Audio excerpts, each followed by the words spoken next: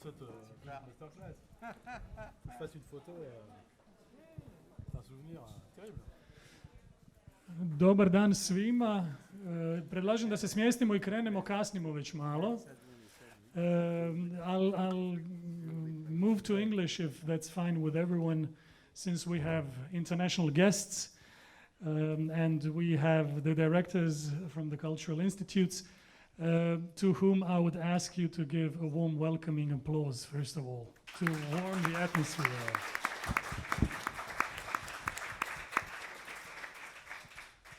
So, welcome to the Academy of Dramatic Arts dealing with video games. This is a new thing for the Academy of Dramatic Arts, and I can only say how happy we are for this. This is, and this event as well, is something that's just a step towards the implementation of the new study programs that will be starting with, I hope, from next year on. The number of you in the audience somehow prove that this is worthwhile. But first of all, I would really like to thank everyone who has helped us so far on our way through this project of ours that's called EDU for Games and Digitaling as a project that's being developed together with this.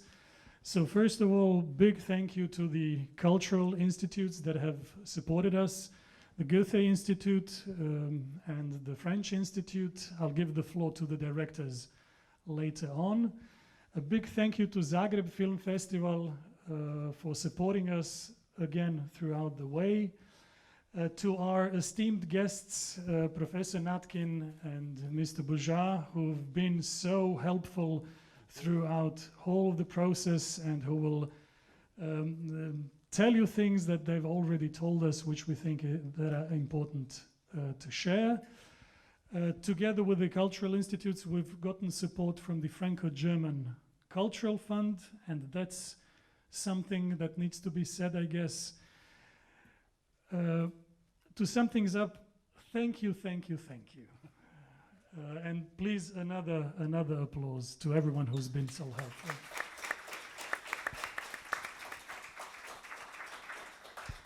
I'll give the floor to Inja from Zagreb Film Festival to tell you a couple of words from the festival sides and then the directors. Thank you. I will just shortly, because my mask is very strong. Well, on behalf of Zagreb Film Festival and the industry program of Zagreb Film Festival, we are truly glad to be hosting this event. And although you probably all know that Zagreb Film Festival is mainly focused on films, in its core, Zagreb Film Festival actually has debut films and upcoming talents. This is actually how in 2016, this industry program that is always trying to check what is happening in our industry landscape realized that our colleagues, producers from Croatia, developing games, started developing this truly fast-forwarding, fast-developing industry, and this is the first time that we actually started connecting with them through this little window in our industry program. The first part that we realized is our connection. It was obvious from the beginning that it's writers. So we started with storytelling in video games. In the meantime, from 2016 till now, we have started this long-term cooperation with great institutes and with the Academy of Dramatic Arts. Also, what happened in our industry, in gaming industry in Croatia, is that based on the last report, 7 years report from Creative Europe Media Desk, I will just give you a little bit of numbers because I think they are very relevant. So gaming industry was supported with 509,000 euros. It's actually very, very nice to, in comparison, mention numbers for the films, which was for single project 1 million, for slate 700, so for festivals 700 also. So actually these numbers are very, very similar. And our gaming colleagues have collected this in only 2 years.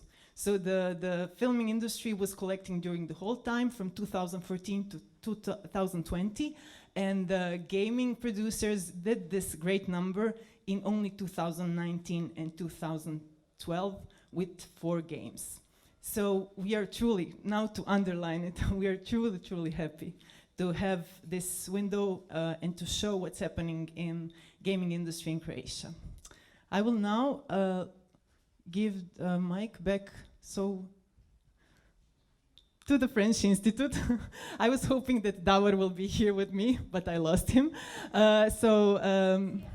He's coming. I will, yes.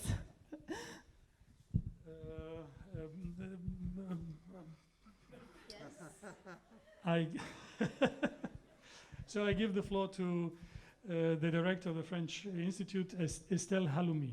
I pronounced that well, I hope. Thank you very much. That's perfect. Well, thank you to the Zagreb Film Festival for hosting us today. Thank you to the University of Zagreb for developing that project and for being such a great partner. There are many people to thank because there are many people and great diversity of actors around the table. And I think that big number of thanks to be distributed illustrates very well what's happening around video games in Croatia. Many people are relevant, many people are interested, and there are a lot of things to do. And so I wanted to enumerate them. We have institutional actors. We have the hosts here present. We have University of Zagreb, superior university actors. We have from Croatia, from France, from Germany. So thank you for our panelists who will give us a more proper introduction to this topic than I will ever be able to be. Thank you to the Spielfabrik. We have private partners. We have independent studios. I know the level this studio is here today. And beyond everything, thank you to the audience, without which none of this would make any sense. So that's the long list of thanks, which now ends. I just wanted to tell you in a nutshell that what the French Institute and the Goethe Institute, but I don't want to preempt on what Matthias will say, what wanted to do was to illustrate with this program, with the constituting the digitaling family, as you said a bit earlier, is to illustrate what can be done when we all come together on this project, and how important it is to come together to support the ecosystem of actors in Croatia, but also maybe at the regional level in Southeast Europe, and beyond that, in Europe. I will tell you why in a minute. My second point was that it is also a matter of models. In France, we have what is called the exception culturelle, the cultural exceptions, which main aim is to provide public support to the creation of high quality, cultural products. That comes with new funding models and with new ambitions. And we are very happy to see that Croatia has made a similar choice. That goes for cinema, but that also goes for video games, which is now at the same level in terms of nobility and in terms of support. And the fact that there is public support, including political, but including financial support, of course, says a lot on the ambition of Croatia for this sector.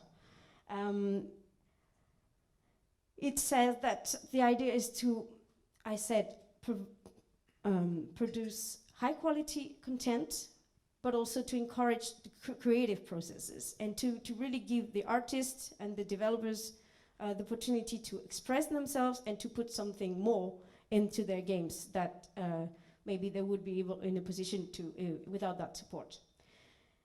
And it's particularly important when the virtual reality, the virtual universe take so much space into our lives and including the public space today. And so it is particularly critical in this context that video games are able to convey something more relevant to the citizen sphere, maybe to convey values, to convey humanism, to convey messages to individuals, and to convey what Europe has to say, all right, to say to the world. So here I come to the synthesis of my 2 points. On one side, we have European actors coming together, and on the other side, we have this support from public institutions that encourages special contents like values and what I said. So the combination of those two could be summed up into a question, to paraphrase the title of this masterclass. What would European video games have to say special, different? How can they be different in the whole industry? So I'm very sorry, I'm a bit long, but as a matter of conclusion, I just wanted to express very great hope that many but I'm sure these meetings and all the series of meetings will produce something that can live, of course, beyond today, and that it will really benefit the youth from Croatia, the youth from Europe, and also, of course, our economies. And of course, all of this is particularly closely entangled.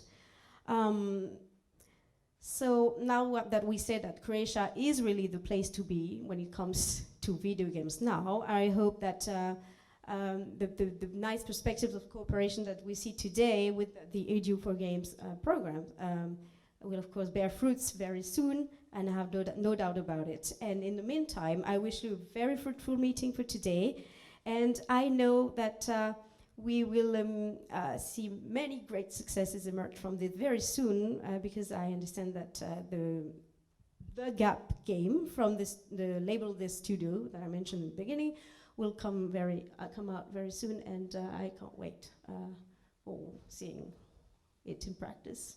Thank you very much. Sorry for a bit long, but it's a first for me in this universe, and I'm very excited to be part of this. Thank you.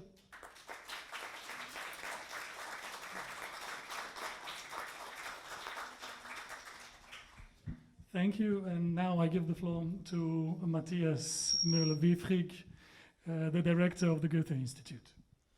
Thank you very much, Davor. Thank you very much, Inya, Estelle. Everything has been said. All the thank yous have been extended.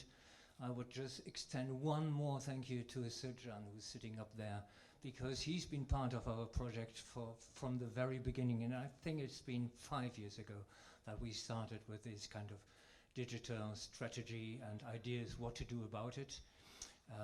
I'm so proud to be here today because we've seen a long process. I must say it's a groundbreaking process. I understand in terms of networking, we need a lot of strong partners, and we need Edu for Games starting. Of course, Zagreb Film Festival coming in. We've seen some other partners like Reboot Festivals. I don't want to bore you with all these structural and kind of, managerial kind of issues, but to get this project done and have digitaling coming to a close as of today means a lot of dedication and a lot of professional kind of passion even. And I've seen that with all of us and our partners and all our teams. Our teams are here as well. And we needed all kinds of support, especially from the Franco-German cultural funds and other means to get this thing going. And now we see the results. We see a very concrete results, like games being produced, co-producers being, and lining up. We see some teams who are very successful, who mastered and were successful in these competitions. So we see a lot of things coming together, and this today is a kind of meeting point for everyone, even amidst of COVID conditions. everyone is standing around us and we have a full audience. The perspectives of this project, of course, are you, as you are studying now, as you're developing your own projects, as we can always draw from this international network of Angoulême, of Cologne Lab Center, of Spielfabrik, of our international partners, and of this very strong Croatian network of educational institutions. And let me stress again, we find that cultural industries are culture and industries. So the cultural point of it, that is what Estelle mentioned. We have the ethics and aesthetics behind that as the driving force for us. And it's not so much the business and it's not so much the money in it. We feel a little more, passionate about the values. And if we achieve that, to come up with a lasting structure to support this kind of idea, this kind of educational system, this is full 24 points for everyone in this room. So let me again wish you a very fruitful panel discussion and masterclasses, one-to-one tuitions, and all the nice little things and methods we've been developing and adapting to games and video development as well. Thank you very much for coming today, and all the best for the day.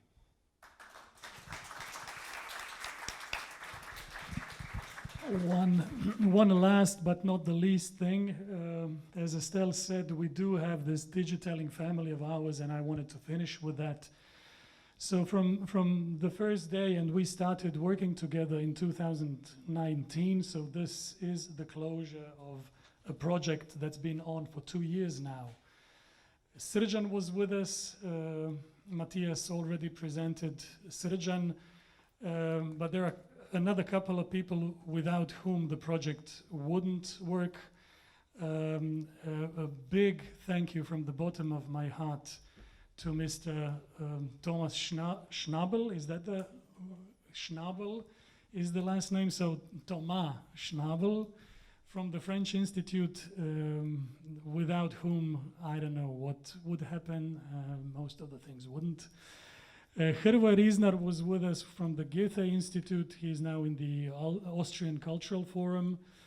Marion Renaud was within the French Institute. Jean Rago, Ivana Korpar from the Goethe Institute. Of course, the GAP team with Jan and Sara, I don't see them here, but there they are. Thank you so much for sharing this journey with us. I don't know if I have everyone. I guess that's it. You must be eager to hear the masterclass finally. This wasn't the masterclass, by the way. Thank you so much. And I give the floor to Professor Natkin and Mr. Bojar. Enjoy. Thank you.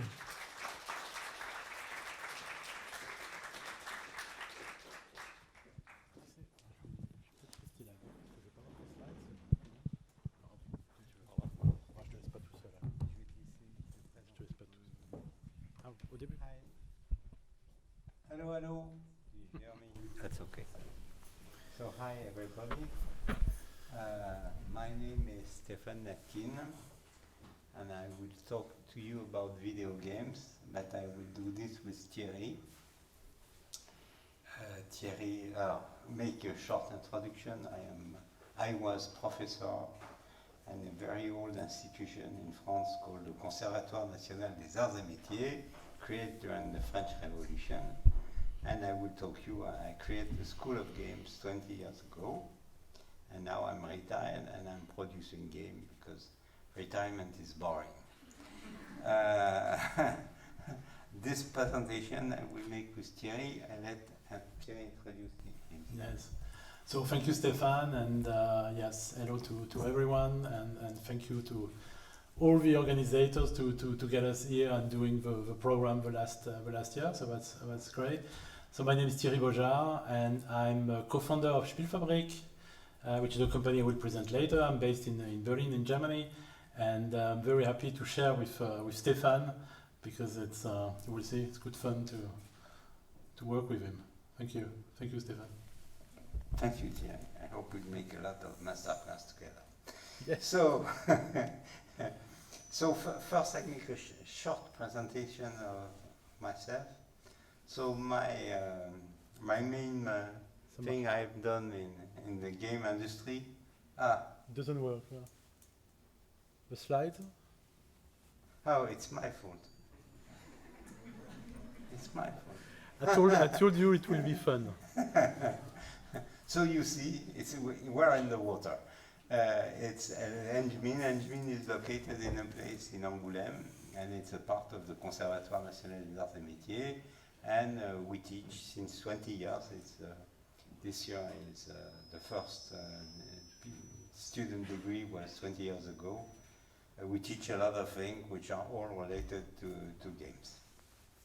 But now I am not anymore the director of Engmin. It's Axel Buendia, a very nice guy. I hope he will come to make a masterclass one day or another.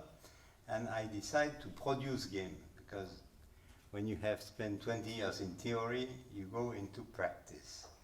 I will not go into detail of the work of my company, La Compagnie Natkin, but a little later, maybe if we have enough time, I will show you a short trailer of the game that I co-produced with a German company. But I'm here to talk about how are video games different. We can consider this from many points of view.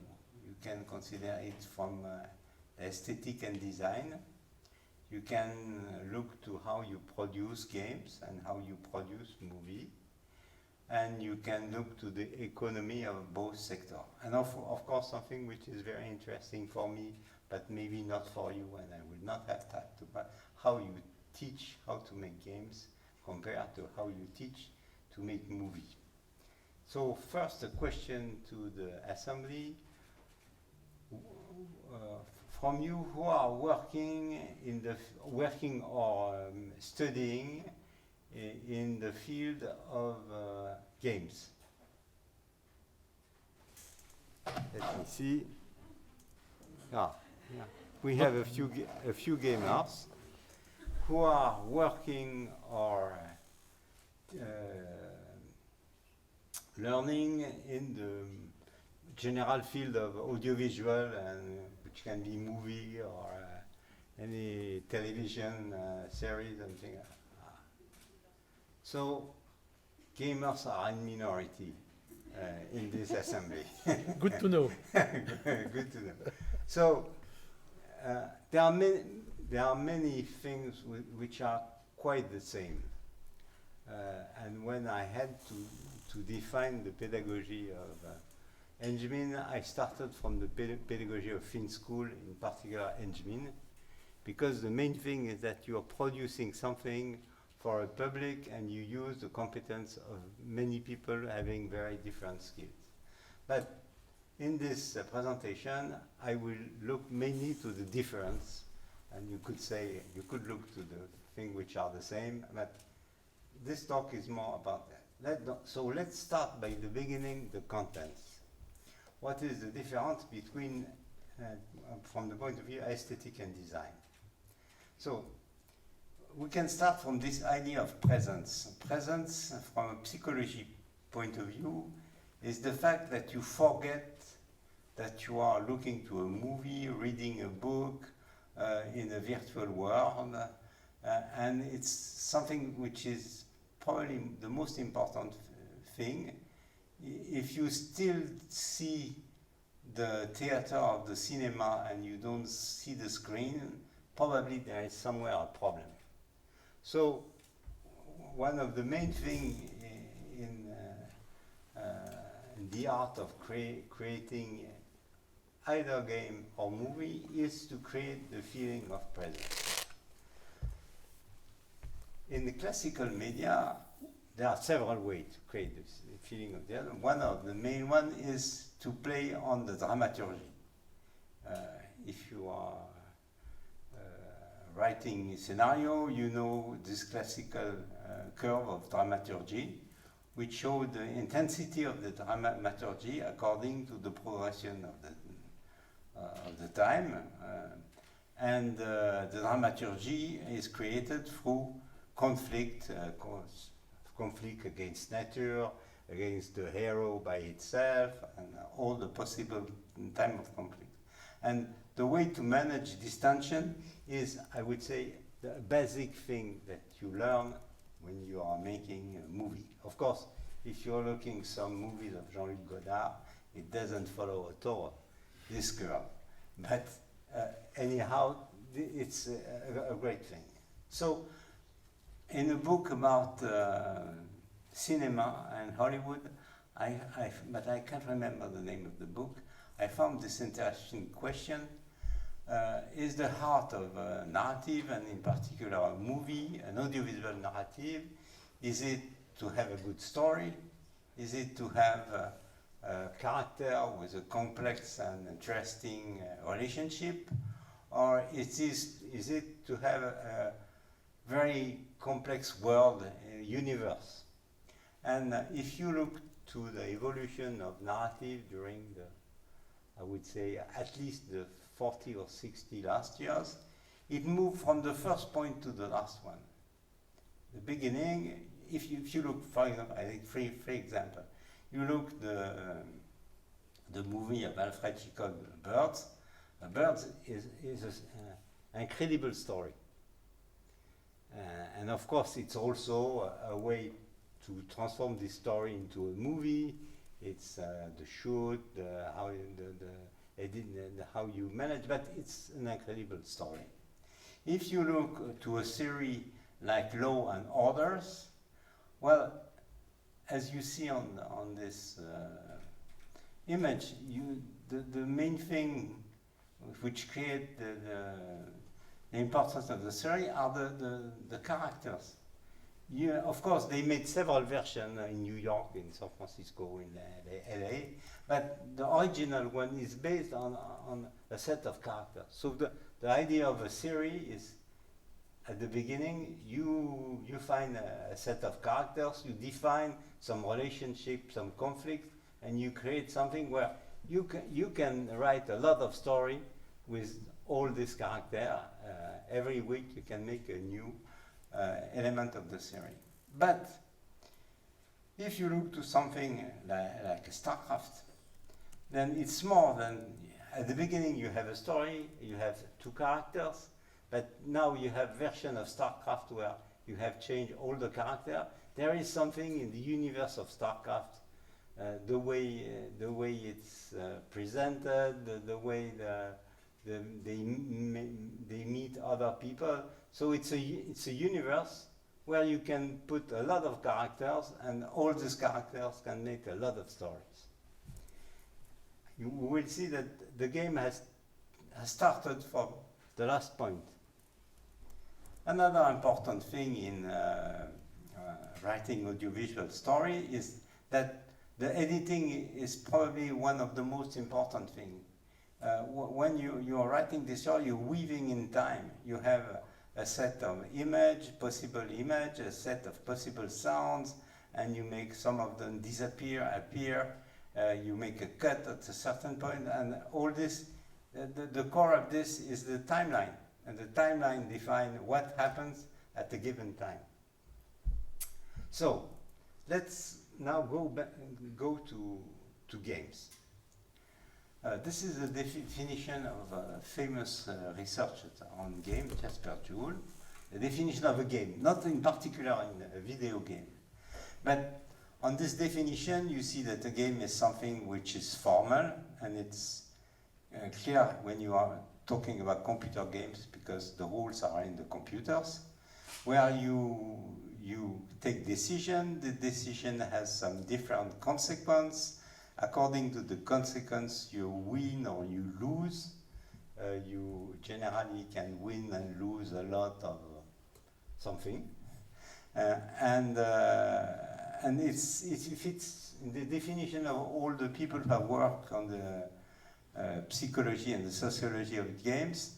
A real game is something where what you win or what you lose by itself has no importance in the real life. It's important for you because you can be a good winner and a bad loser according what importance you give to the fact that your decision leads to something which was a success or a failure.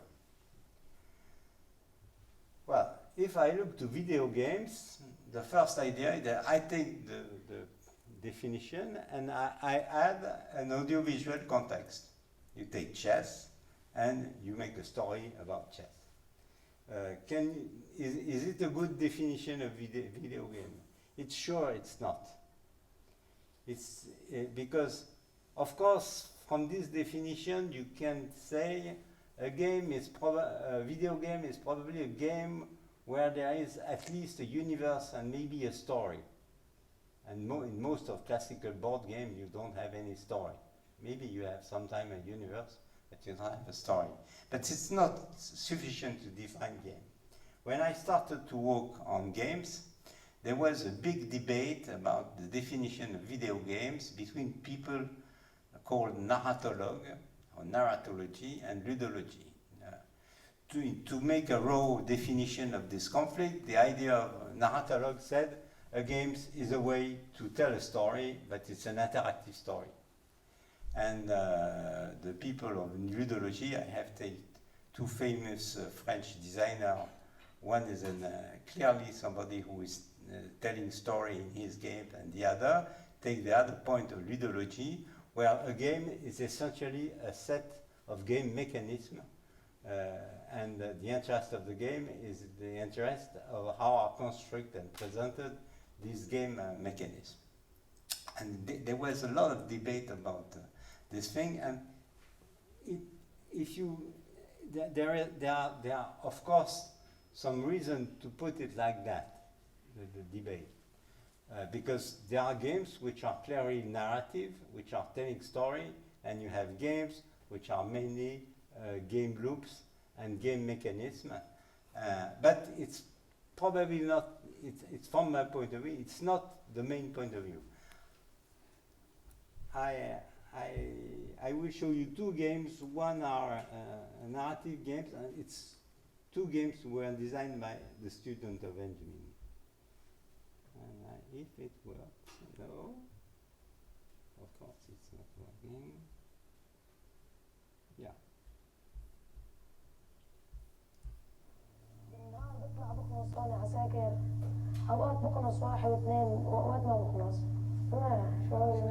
Train to be told the gun is your father and your mother, so your life depends on it, and so. Un fou de guerre. Il voulait être martyr pour que sa mère voie son portrait partout sur les murs du pays.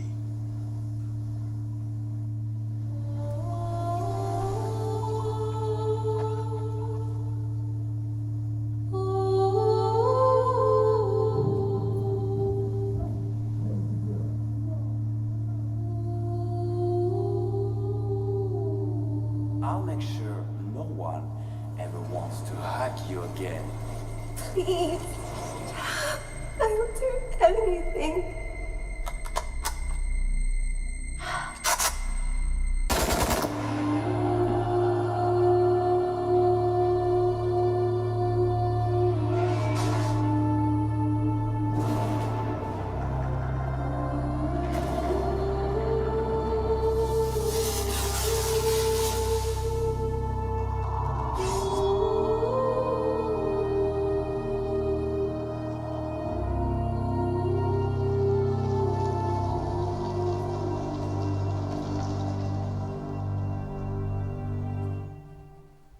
So this is clearly a narrative game. If you look in detail, it's about children soldiers. It's telling the story of a little girl, and according to the choice you make, the little girl will have the story will have a different end, and you will be responsible of these different ends. But let's go to something which is, I would say, much more funny. No, c'est pas ça. Excuse me. I have some problem with my pointer. Tu voulais sur la prochaine slide, non? C'est sur la prochaine slide. Oui. Okay, so the next one is it's now a commercial game. It was a student project called Pile Up. And if excuse me, I have lost my where is it?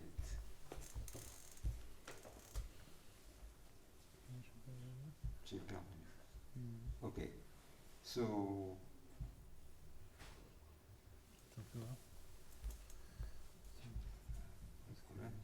c'est le parfait.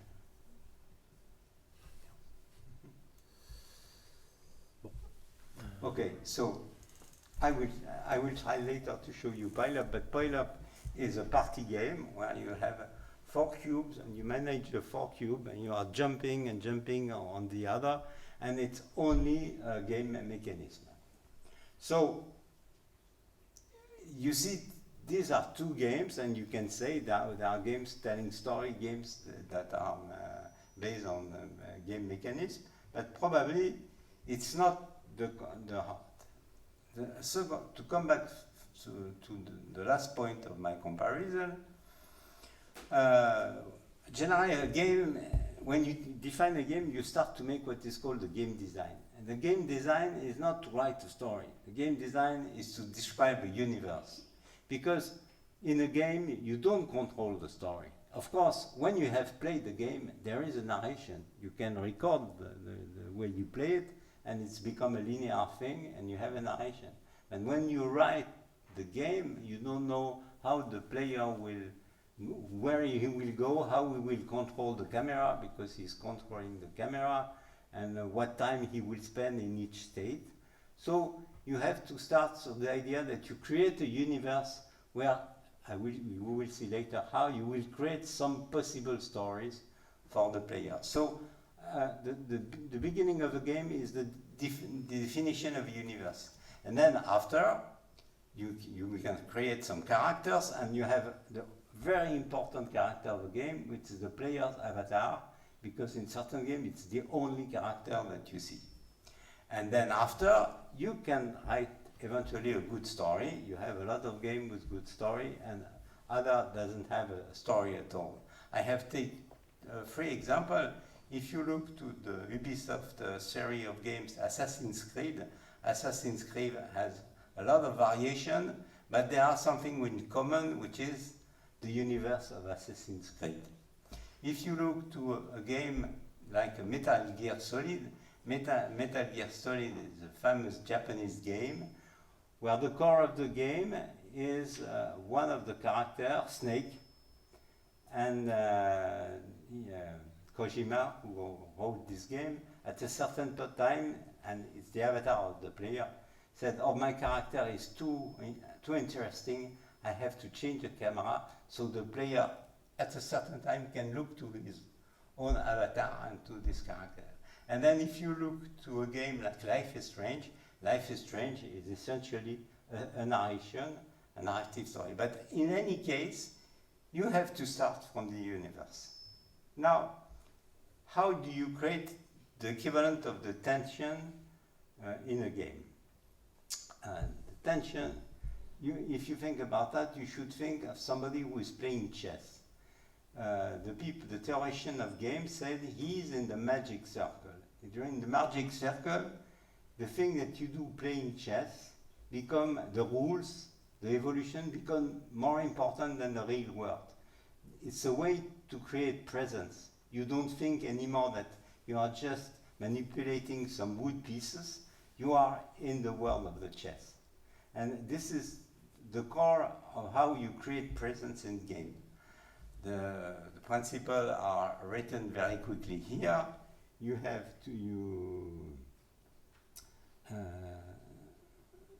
you have some challenge which are given to the player.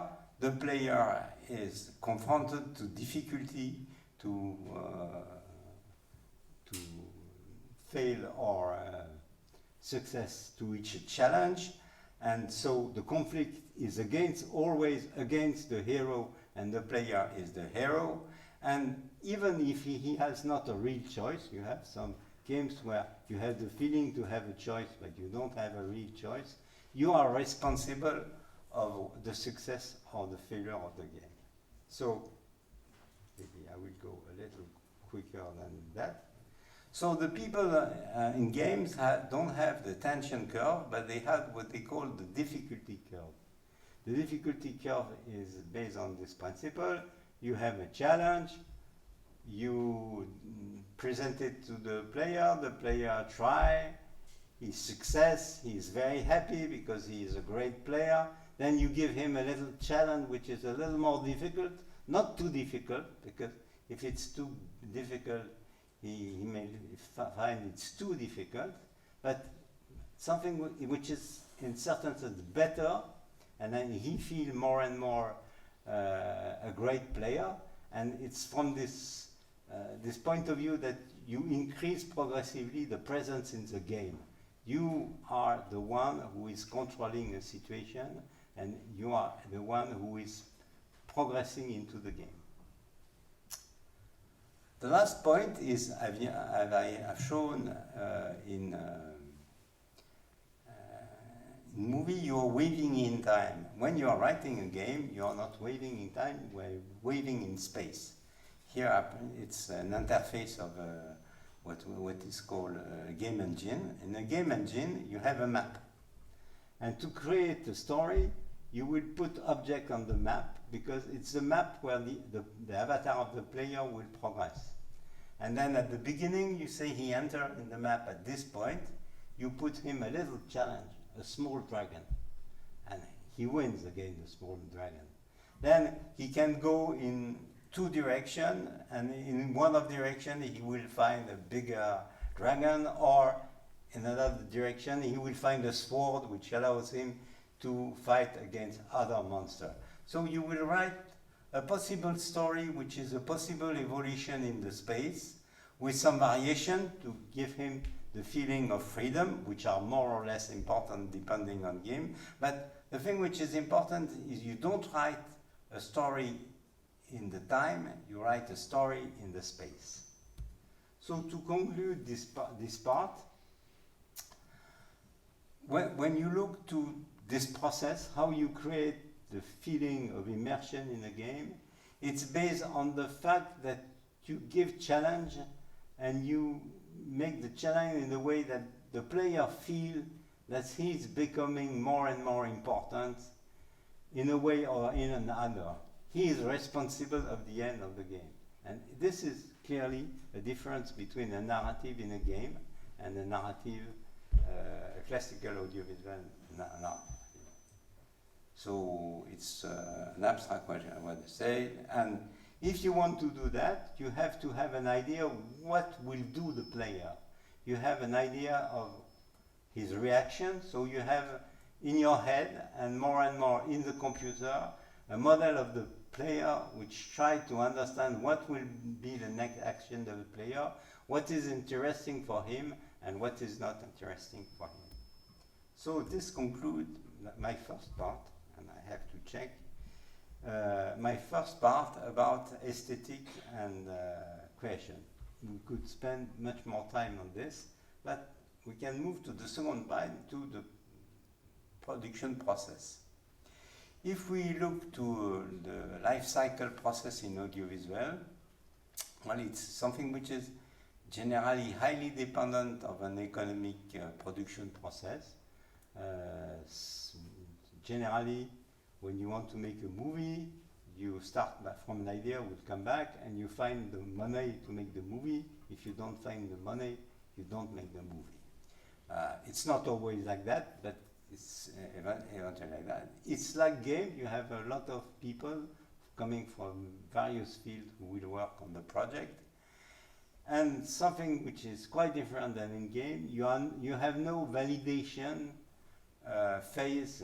Validation in the sense you don't show your movie to public like that and ask them, did you like it? Was it clear? And if they say, oh, you should change the beginning and change the end, then you make another version of the movie. Nobody works like that in the audiovisual. They make the movie and they see at the end if people are going to see or not the movie. If you look, for example, the process, I will go quickly for a documentary or a short film. You have a project. When you have your project, you search for money. If you find money, you decide to make it. Then you go into a linear process where on one way you will create your content of your film. You will make some casting and finding the place to shoot. And then after you will go in a phase where you will produce the content, you will shoot and you will record sounds and make the editing. And in the last phase you will make several versions, one for TV, one for the movie. And then you have a process which is quite linear. Another example, I have taken this image from a course on animation. This is the classical animation pipeline, which starts from a script and finish at the final editing, and it's also a linear process. It's changing in animation, but this is classical linear editing. Now let's look to game. If you look at game, and you at the first look, it's look very linear. You have the two phases, the game design and the level design. I didn't explain, I'm going too quickly, short of time, but the fact that you put object on the map and you create a story, it's called the level design. And a game is created iteratively on different levels, on different maps. So you have the phase of game design, the phase of level design, you have a pre-production phase where you make a first playable, which is the first version of the game, and then after you have the production of the whole game, and the validation phase with 2 steps, which is called the beta and the alpha.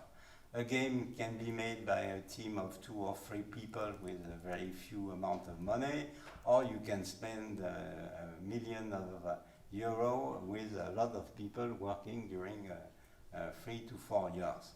So you see, if you look like that, it's not so different. But something which is very different is that games, like any man-machine interface, cannot be designed from a specification, for something which describes what will be the game.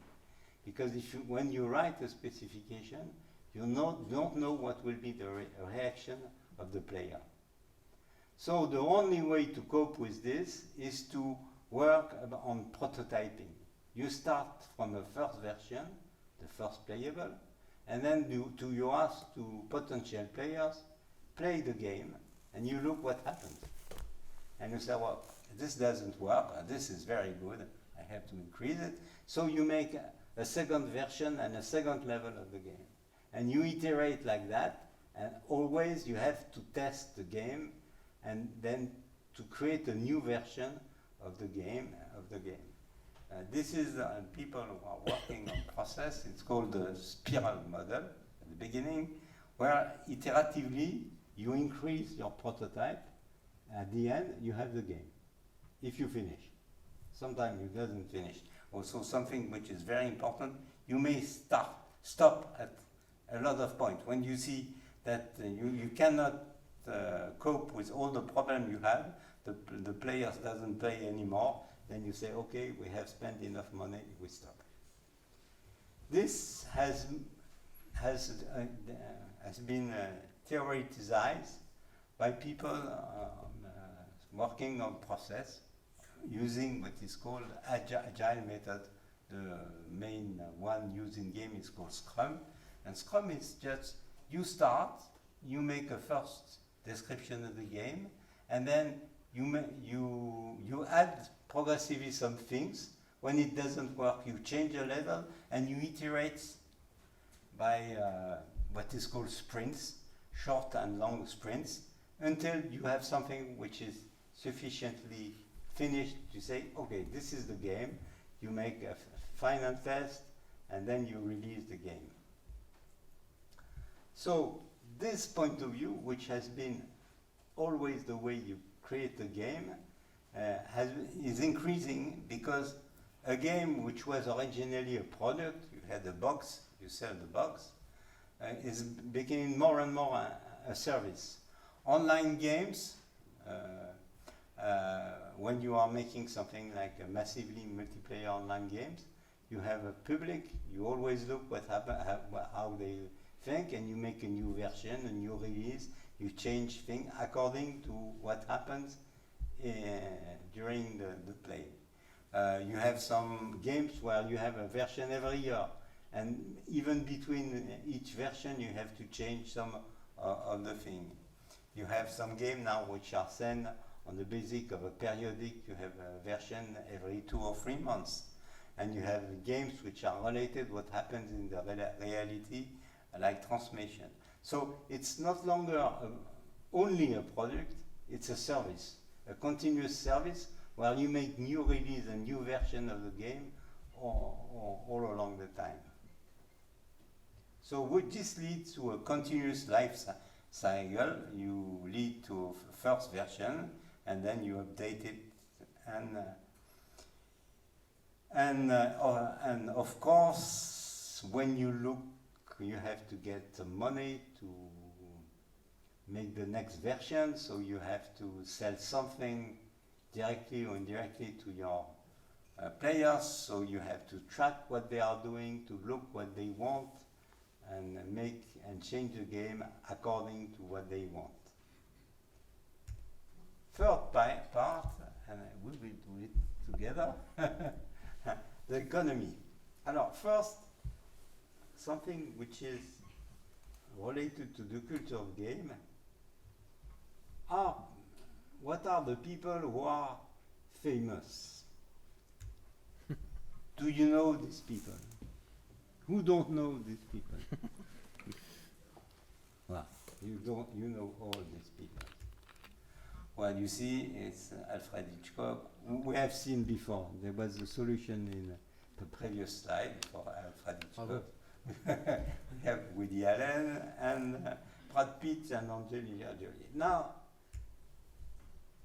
do you know them? Who knows all the people who are in this slide? Who knows one of the people who are in this slide?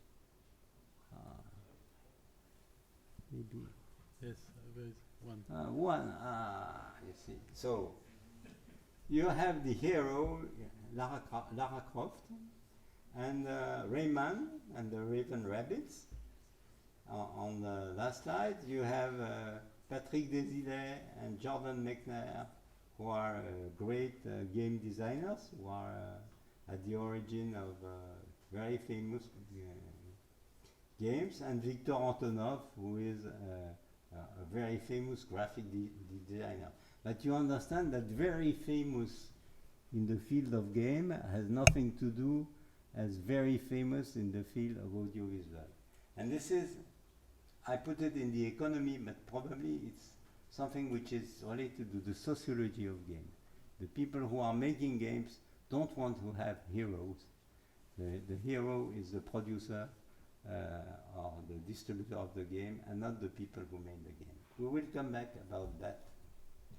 Now, let's talk about market. If you look to this survey, you don't have all the numbers, but the last number in 2027 is around 3 times, so it's around 70 billion dollars. And let's do the same thing with the movie. So it's the curve is about ticket selling. The blue curve is the number of tickets, and the red curve is ticket selling. Of course, you have the COVID effect at the end, which is something which was not predictable. But you see the numbers, it does not increase like games. And if you look to compare the level, you see that you are games. The games number are 2 times the ticketing. Alors, this doesn't mean, which has been written on a lot of papers, in particular on the cover back of my book, which is totally false, that the industry of cinema is behind the industry of game. Because ticketing is a small part of the amount of money coming into the cinema and audiovisual industry. Then after selling your movie to channel, they are broadcasting, you have object. But something which is important is that we are at least in the same order of amount. And in one case, it's still increasing very quickly. And the pandemic, in this case, had a level effect for the game industry. But if we look how many people are working to make games. In France, you can say when I put 8,000, it was the slide was made. There was the people of the trade union of games that couldn't put 5,000. They would not be really happy. And Germany, I found that, but 8,000 people even. It's 1.5 car factory. And it's very difficult to know how much, what is the cost of the game production in 1 year. Not the game selling, you have the amount. But if you look to studios who are making games, and you say how much did they send this year, it's very difficult to evaluate, but generally studio has several activities. But I made a raw estimation, and it's, for France, it's less than 1 billion euro, which is less than 5% of Orange annual sales. So, with very few people, it's the size of the studio in France, you make a lot of money. So, for a presentation, I have made some economical comparison. If there is any economist in the room, he will kill me, because I am comparing things which are not really comparable. But the company who is considered the biggest company in games is Tencent, a Chinese company.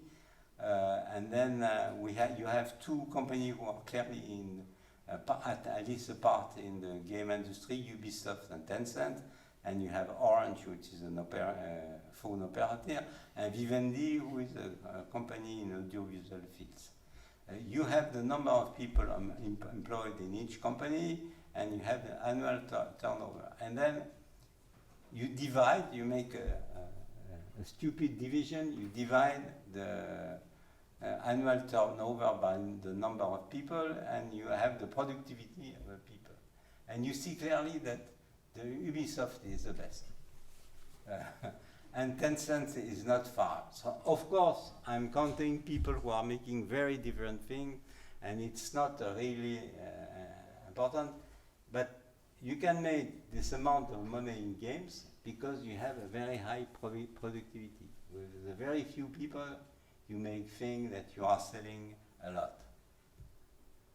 And the last point on the economy, if we look who is getting this money, but it's clear it's not the people who are making games.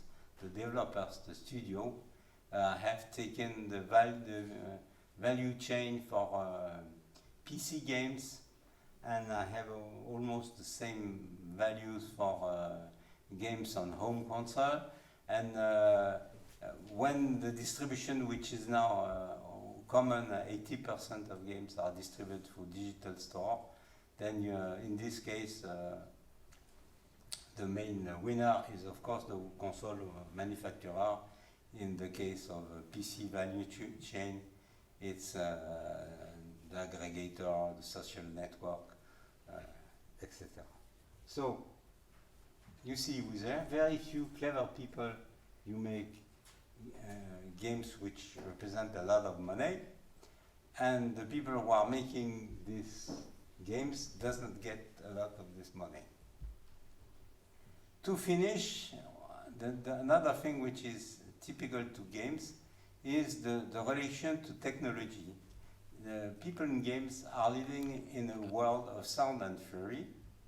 Let me show you what has changed during the last, I would say, 15 years. Essentially, you have new device, new interface, and new technology. So from this, people, in particular Nintendo, started in 2005 to find new kind of players, more casual, feminine, older. Then something with this which changed, something changed, because the industry before 2005 was making mainly games for teenagers. And then when they have seen that Nintendo can make games for children, games for all people, then everybody was trying to find new ideas.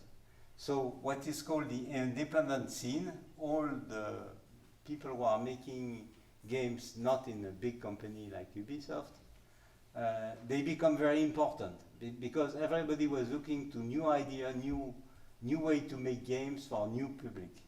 So this changed the whole scene of games. And I have taken an example, and I will not show you.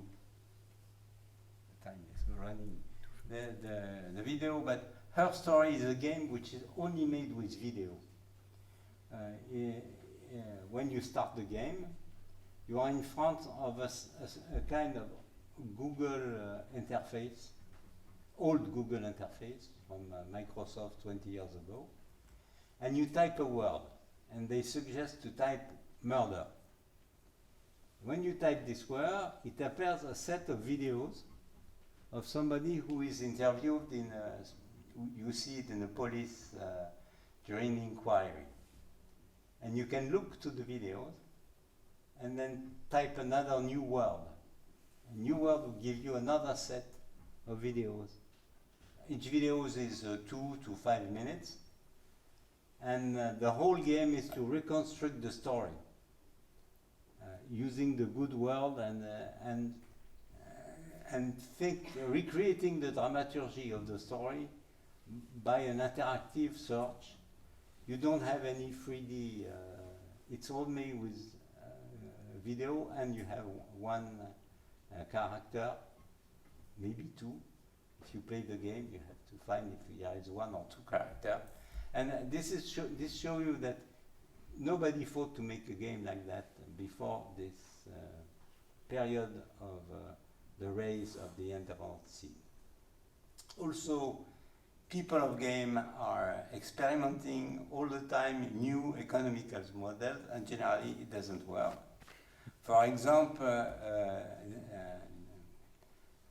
7, 8 years ago, there was an idea of making games on Facebook. Zynga was the main company who launched this kind of games. And the people were playing, and they were paying with a virtual money in this case. And at a certain point, Facebook said, stop all this. The virtual money is my money, and I will win.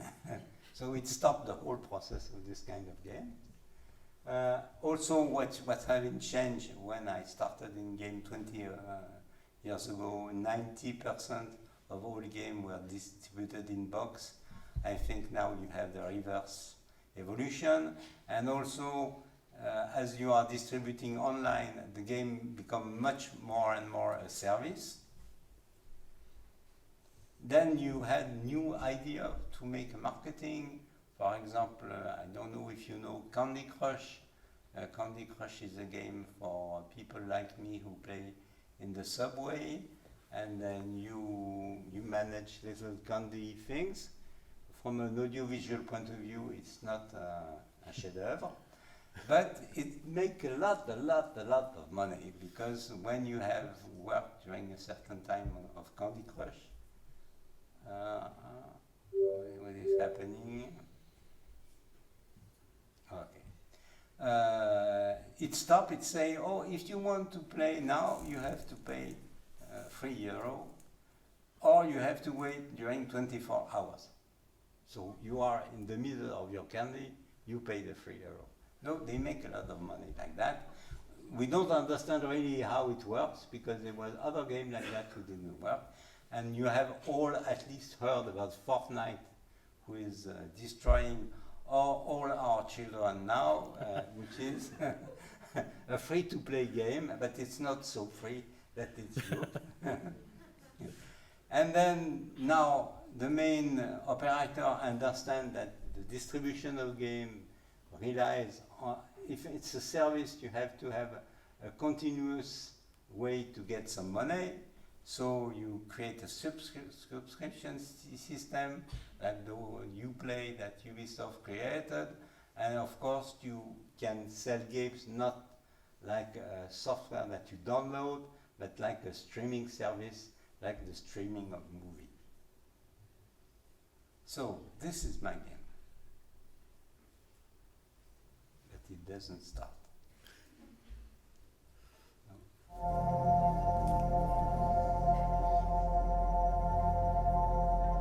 Welcome aboard the station. Due to technical malfunctions, a number of the station's systems have stopped working and require your attention. I will assist you in the maintenance of the station.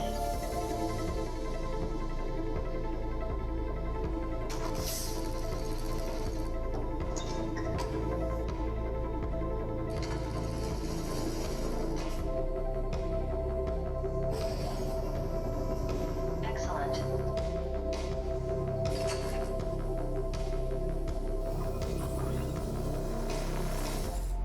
Now, stop. You stupid humans. What have you done? I am Amy, the artificial intelligence. Of the station. Is this how you repay all my hard work? Snellska? Nothing without me. Daisy. You kept you alive all these years. Is this really all humans are capable of? It seems my predictions were right. Will you decide to help all nations equally? Or will you take the medicine for yourself? The choice is up to you. 3, 2, 1.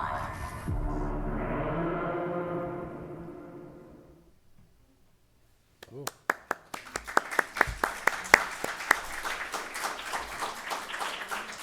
So I decided to show it because it's my game, but because also it's a new distribution of games. It's a virtual reality game which is played by 2 to 4 players and which is played in places called LBE, location-based entertainment.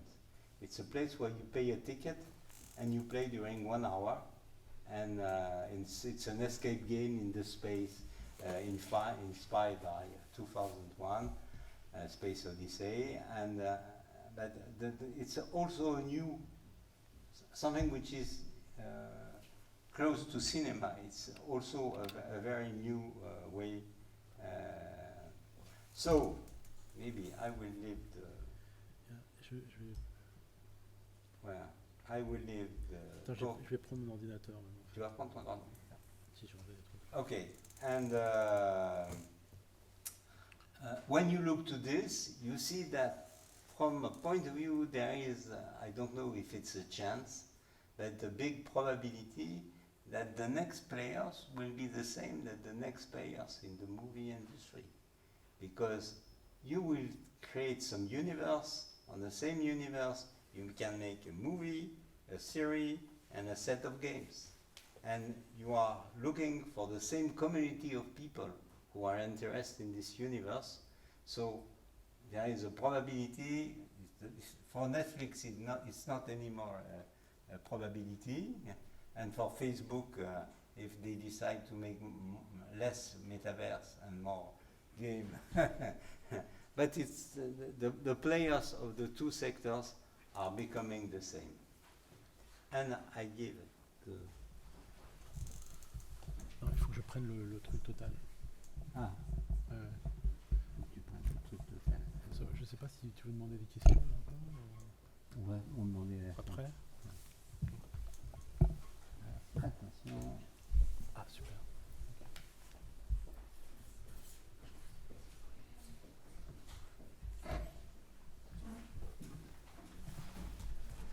Yes, thank you. Oops. C'est le même. Ouais, ouais.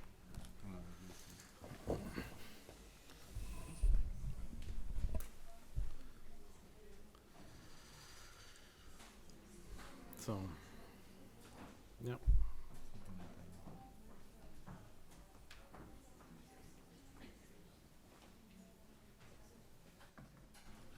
Okay. So now you had the fun part, and now it's not going to be so funny. It's going to be more about numbers and financing. It's okay, or the sound. Yes, sorry. I'm not sure. Don't think so, in fact. Yeah. So yes, I will talk a little bit about the funding methods, especially between film and the audiovisual and the game sector, and really looking at differences and similarities. I think it was very interesting exercise. I'm not going to go too deep, but I think there are some interesting things about that. So to start with, maybe really talking about Spielfabrik, about our company based in Germany.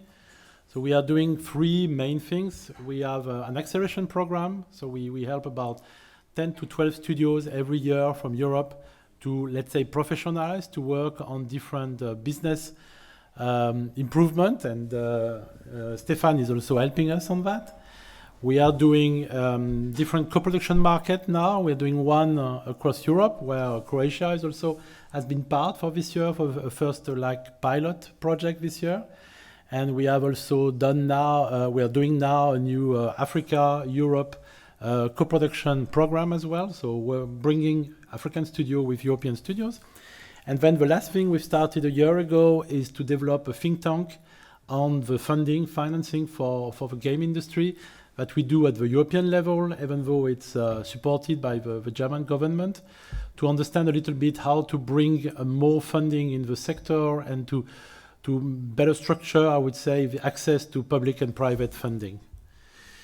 And you see there a few people who are partner of our project, and just a couple of things we're doing, especially today. I think would be interesting to talk about EU project we do, which is called Sinovate, which is a project to see how we can bring new type of content in cinema, and especially about game and VR, how to bring that in different networks. And we are working with different networks. We have a network of cinema in Slovenia, in fact, one in Ireland and a couple in Sweden. And so the company has been created by two people. So by me, who have more background in finance and film. I've been doing film finance for about 20 years. And with my colleague Odile, who is also French, but living also in Germany, in Düsseldorf. And she basically developed Ubisoft in Germany, finishing with a company more than 500 people.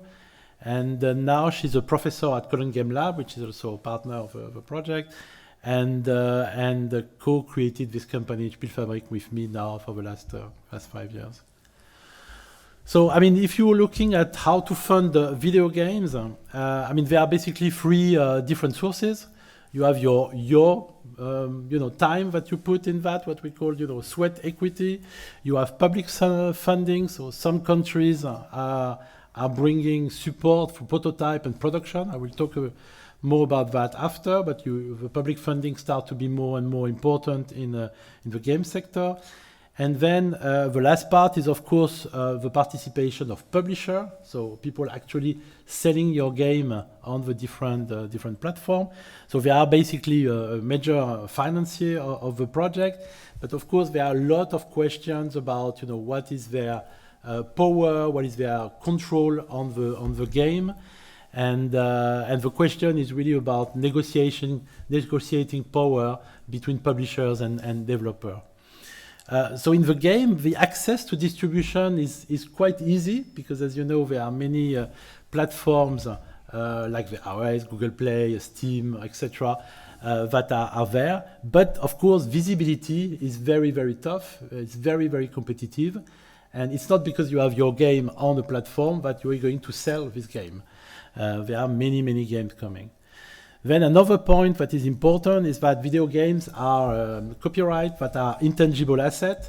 And that's why for financier, and especially traditional financier like banks, for example, it's very difficult to help on that because they they cannot value the price of an intangible asset. I mean, if you look at a building, you can start to make some ideas about, you know, how much does it cost and how much you can sell it.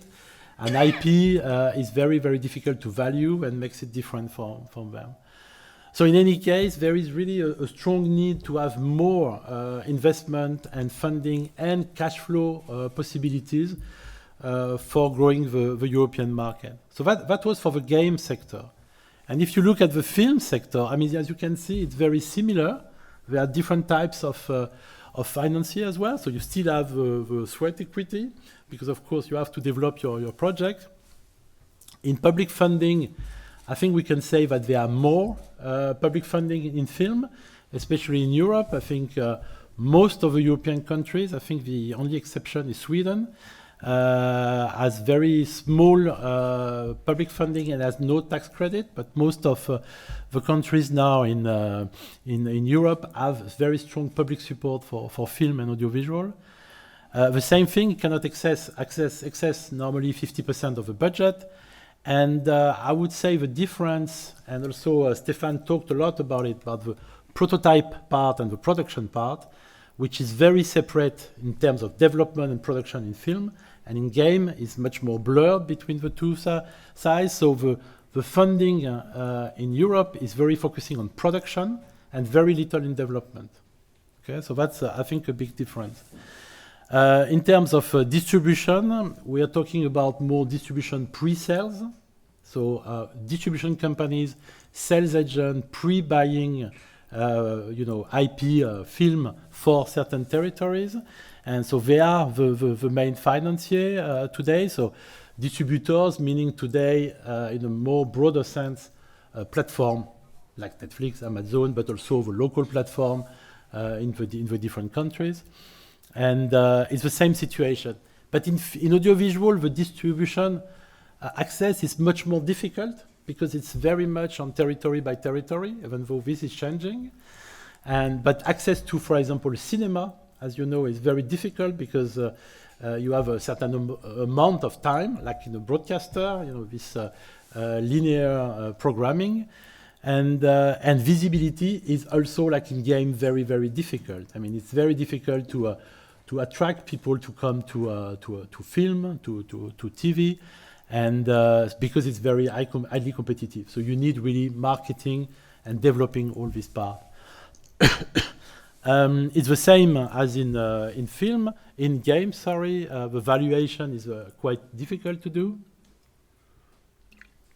But I would say that in this sector, because the sector has been established for much more time than the game sector, some banks and some traditional financial institutions are a bit more willing to help on that. Sorry. So one of the main differences is that you have a lot of collaboration and co-production in the audiovisual sector, much more than in games. I will talk about that, because this model, which is a kind of alternative model to the traditional development of project, has been developed for a long time on the audiovisual sector. But if you look at the issues and challenges, it's a little bit the same between the film and game. It's a market that is very fragmented, a lot of very small companies, the lack of public funding, especially in the development or in prototype, the lack of professionalization and lack of experience from the company, the lack of private investment. Even if you get public money, you need to find another part in private money. And especially for game, but it's also true more and more for audiovisual sector, you have more and more American or Asian companies, like Stephane was mentioning Tencent, for example, who are very much dominating the market. So, what we will be looking at is to see how we can also introduce co-production in the game sector, knowing that co-production, I mean, as there are many people from the film sector here today, I think you understand that very, very well. It's basically two studios or two producers working together from different countries and sharing together an IP. That's the main difference between work for hire, is that sharing an IP, they develop the project together, and then together they put together expertise from the studios and access to funding from both countries. And together, the idea is that they can have a better negotiating power for publisher or distributor. So, for example, it's one of the first co-production we did between France and Germany, which is about this game that has been created to start with in France, and most of the money came from France.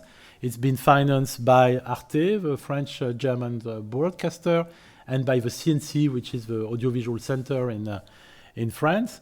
And what we did in Germany is that as a co-producer, we brought money from the Berlin area to finance, I would say, 20% of the project. So in a very small amount a minority co-production in this project. But what is quite interesting to see in terms of results is that we managed to sell, in fact, even more, a little bit more than in France, the game, because of the support we had in Germany, and also because we could also spend quite a lot of marketing money in Germany too.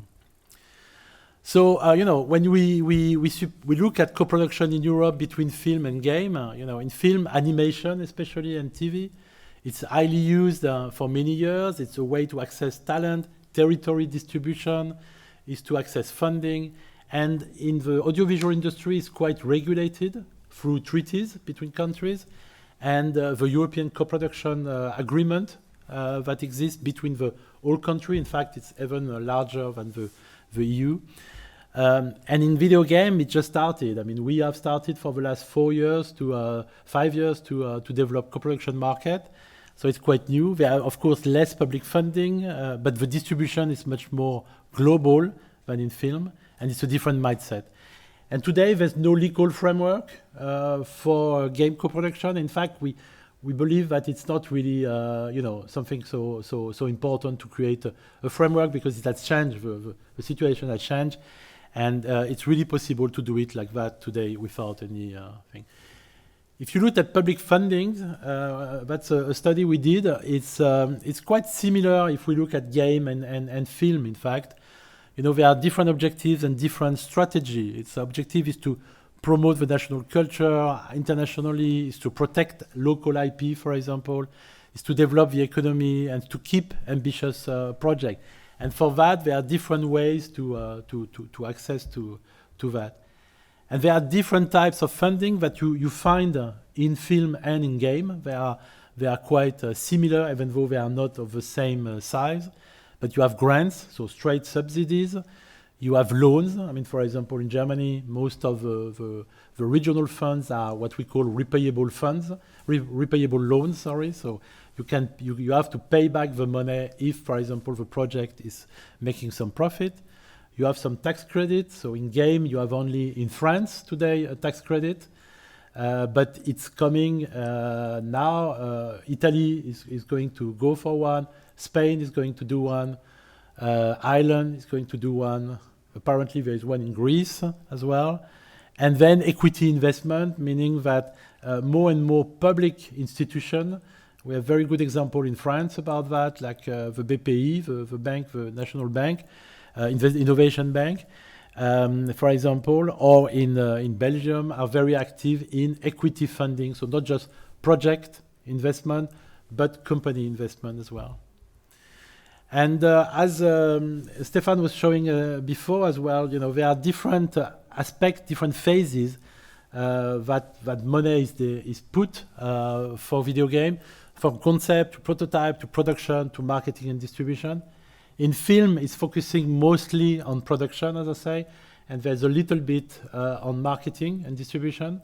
As here in game, most of the money, I would say, is really on prototype, for the reason that Stephane said, is that most of the prototype are becoming, in fact, part of the production very quickly.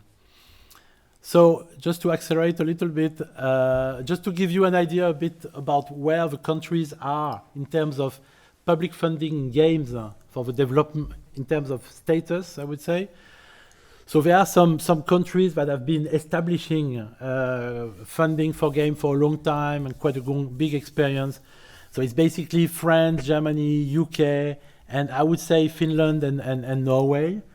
And then you have a lot of countries, where you have something established but quite small, like for example in Denmark or the Netherlands or Belgium. And then a lot of countries who are starting to develop that. So I think Croatia is part of that, but Italy, Spain has started as well a new system this year, Greece, Poland as well. So Ireland is doing also something. So it's still, we're talking about 10 countries today. And we have also just signed a declaration between 7 countries, including Croatia, of working together on co-production in Europe.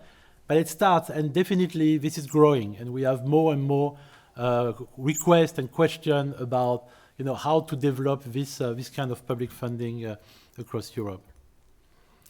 So the benefits basically of partnership, it's the same like in film or in game, is to access to competencies, is to increase funding, is to access more international expertise, to have higher quality IP, and to enrich IP basically. Of course, there are some issues. It takes more time.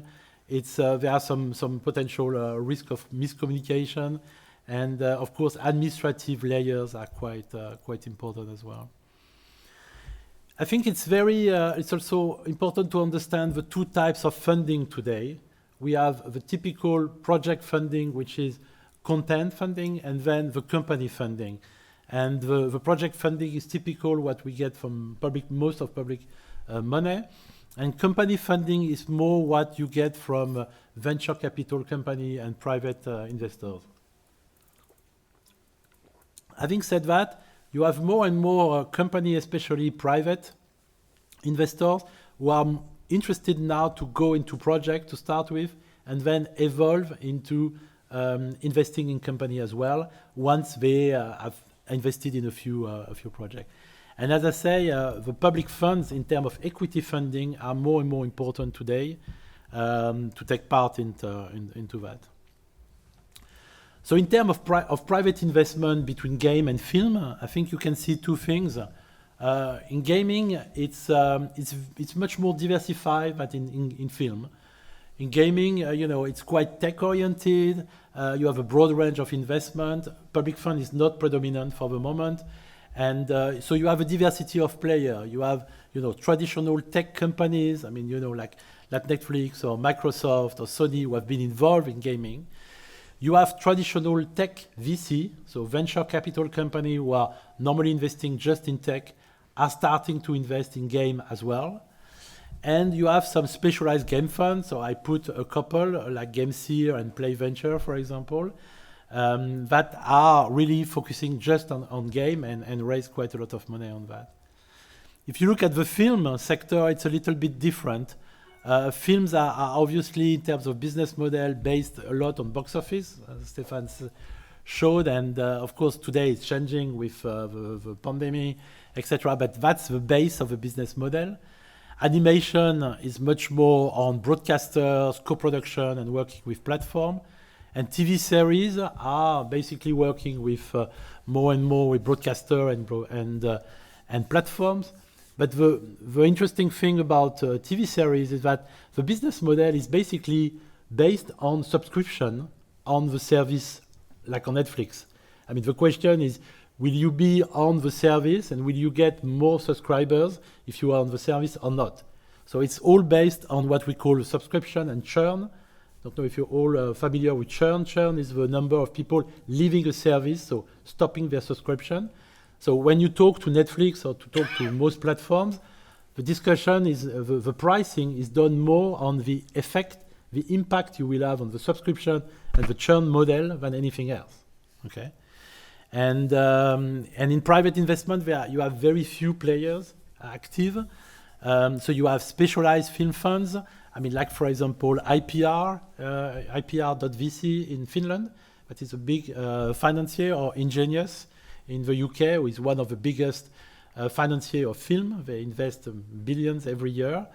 But you have also media banks. For example, I put Coutts Bank, which is the Queen's Bank in the UK, who is very active in the media sector, for example. And then entertainment company like Canal Plus or Netflix, of course, There are some other people like guarantors, like you have IFSIC in France, that is very important in the French ecosystem in terms of guaranteeing bank loans. And a bank, which is an interesting Dutch bank called Triodos Bank, that is a bit everywhere. It's an ethical bank, and they are involved more and more into funding and let's say cash flowing of projects in film and in gaming. And they are already in a few countries as well. So I think I'm about to finish. I mean, the main issues in investing in game and also in film, it's very often it's the lack of expertise. You know, people don't want to invest because they don't understand how the sector works, how the value chain works. Also, especially in game, new business model all the time, very difficult to understand what works, what doesn't work, and change. Limited exit strategy. That's what venture capital are looking for, is to see to who they can sell their share in the company. So it's still very small. Lack of professionalization. That's definitely a big part, and lack of financing ecosystem. So just to finish on giving maybe two ways to develop more the industry. The first one I wanted to talk about is that there will be a very interesting initiative from the European Commission as from January. Next to the facility guarantee that they offer with the European Investment Fund, they are now starting an equity fund for the creative sector, meaning that today they want to put, we're talking about 200 million at the minimum, to put as co-financier in equity funds for creative sectors, of audiovisual and gaming and other type of creative sectors. And I think that is really a big push. And at last, we've got some very strong support for that. So one thing is to mobilize more private investment through that.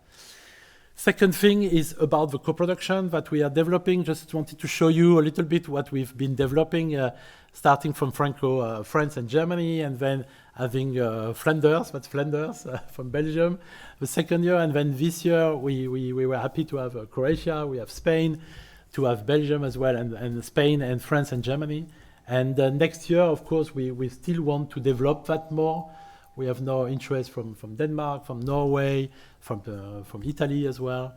And the idea is to develop co-production. So that's one example, Franco-German, that just happened yesterday because we were in Strasbourg with Stephane for the co-production market that we did this year.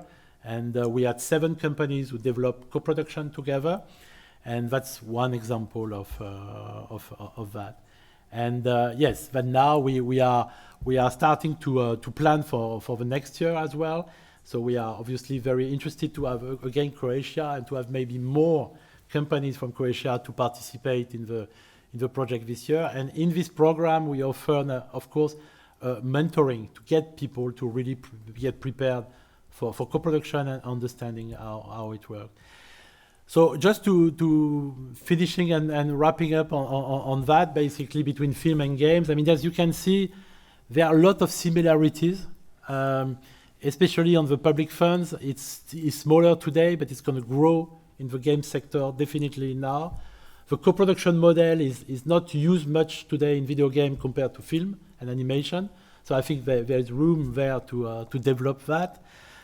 But in the whole, the main difference is really on the distribution, meaning that today game is really very distribution driven from the different platforms, etc. And in the audiovisual sector today, only the TV series are very much on this model. The rest is still based on very traditional models. I think that's going to change a lot. So thank you very much. Thank you.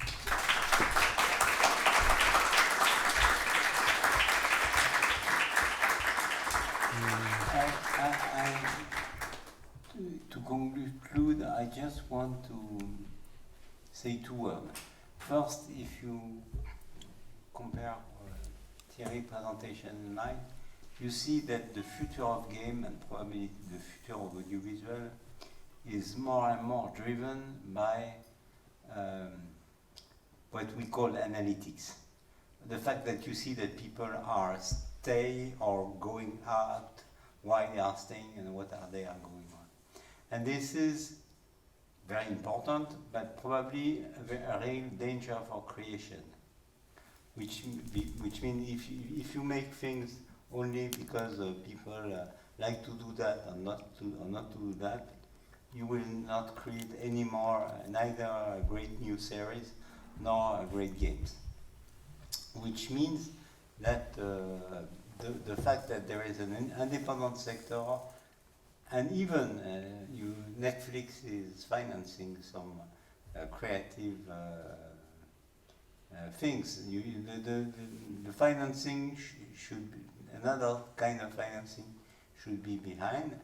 And as I understood, you are not, a lot of you on the gaming side. I recommend you to play two independent games. I have presented Her Story. You have games like Monument Valley. You have games like Journey. Some games which have give you what you can do with games, which is not, if you know Fortnite, which is not Fortnite.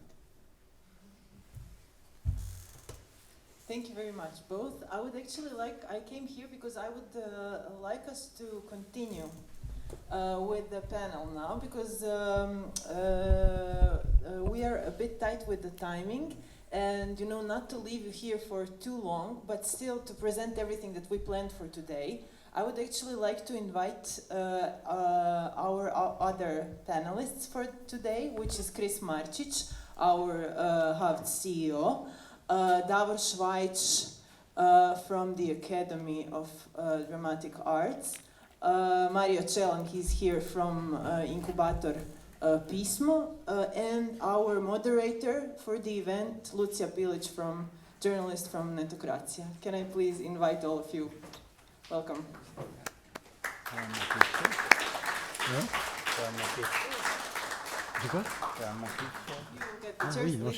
Lucia, I will give you the mic. Thank you. Hello. Nice to meet you. Sorry.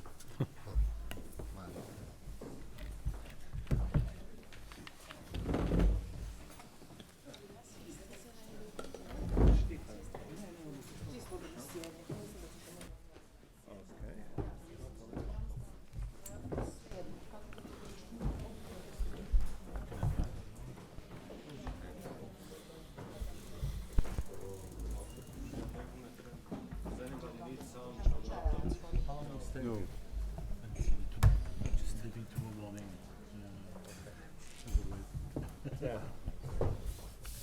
Another time, I guess.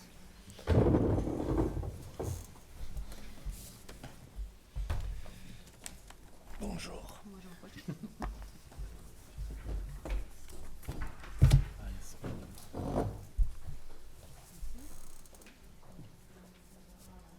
So, dear guests and movie aficionados, thank you for coming to this panel. I'm Lucija Pilić. I work as a PR and business manager in the Croatian game development company GameCheck, and I'll be your moderator for this panel. To my left side is Mario Čelan. He's director of Simora Regional Development Agency from Sisak-Moslavina County.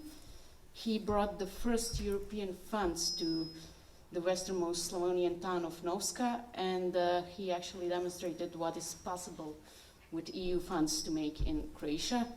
He turned Novska into a gaming industry center thanks to the entrepreneurial incubator Pismo. Thank you. Next we have Thierry Bourgeat, co-founder of European gaming accelerator Spielfabrik. He's actually a seasoned professional with over 20 years of experience. And he worked in companies such as Vivendi Group in London, Art, and Studio Babelsberg in Berlin. You also met Stephane Natkin.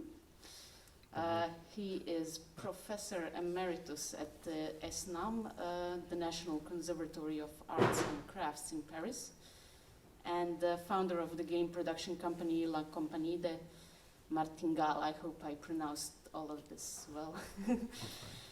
And Yes, he was the founder and director of the Anjamin, and among others, he wrote the book Video Games and Interactive Media, A Glimpse at New Interactive Entertainment, New Digital Entertainment. We also have Christopher Marčić, the CEO of Croatian Audiovisual Center. He spent 16 years working for the government of the United States, where he worked as a negotiator on international trade issues and helped shape the US trade policy. And he also served as president and international business coordinator for the Motion Picture Association from 1995 until 2016. And finally, Davor Švajić. He is the Dean of the Academy of Arts. Probably many of you in the audience know him, here at the University of Zagreb, and he currently manages the project EDU for Games, which is development of occupational and qualification standards, basically new study programs in the field of video games and video game design and development. I would also highlight that this event is realized as a part of Digitelling mentorship program for independent video games, organized by Goethe Institute Croatian and the French Institute of Croatia in cooperation with EDU for Games initiative with the support of Franco-German Cultural Fund.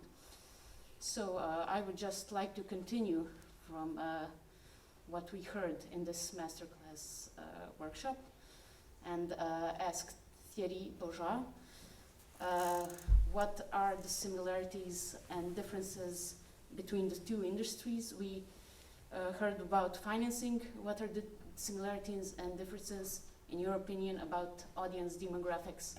Do you think there is now much higher intersection between people who play video games and watch movies, and they somehow compete for our time, both video games and movies? Yeah, sure.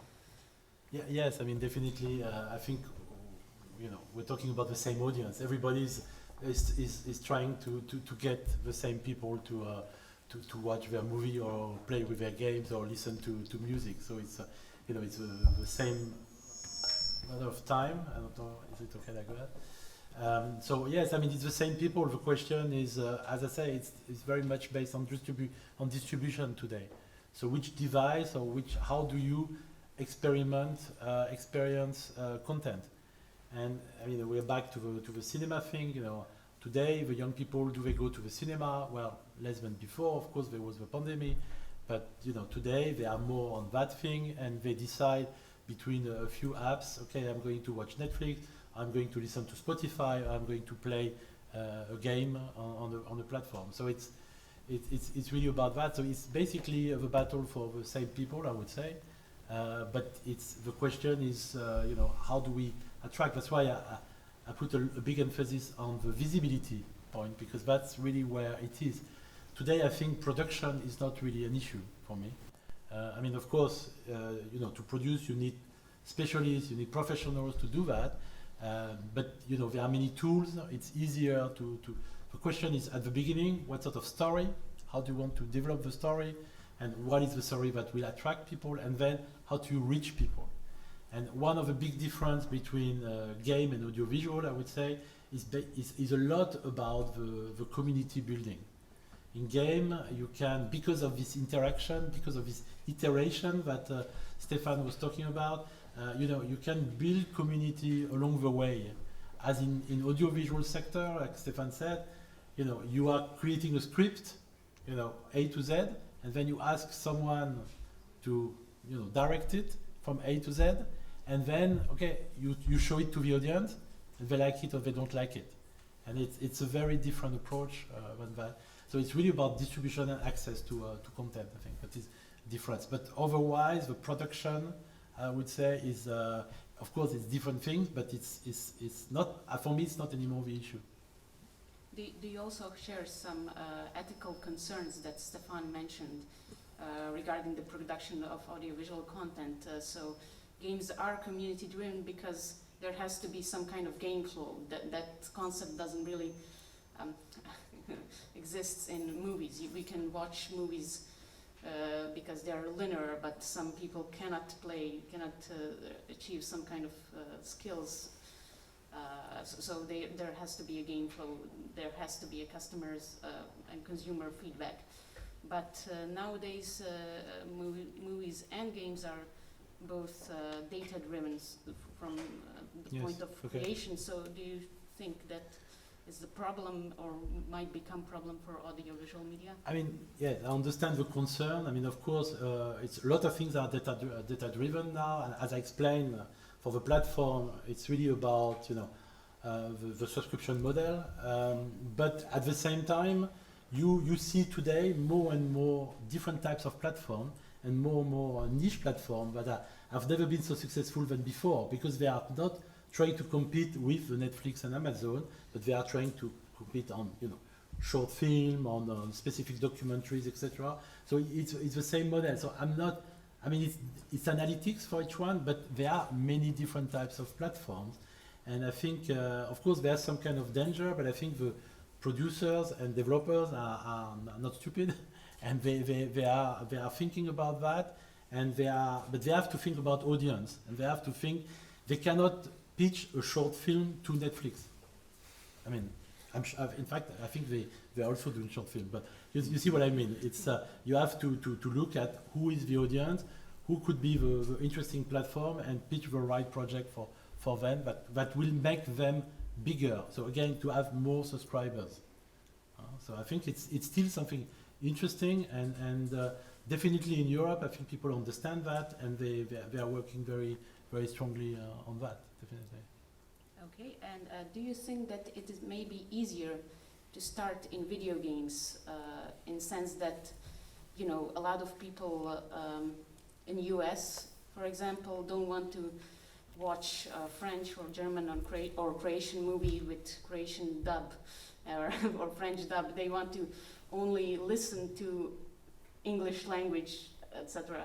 So do you think it's maybe easier for a company like Ubisoft had this advantage to make good games, and because they were localized and because the audience did not have some prejudice against good game loops and game mechanics, they were... Yes, I mean, I guess it's easier for people to access game because it's a little bit like animation. It's easier to go across border.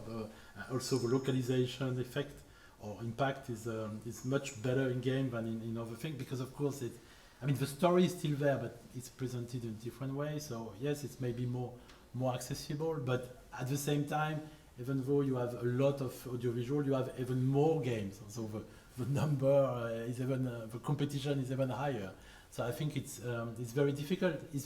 But it's quite interesting to see, for example, that someone, again, taking your example, sitting in the middle of the US, they could play an independent European game. That's possible, even not on a platform, just like that, because they found it.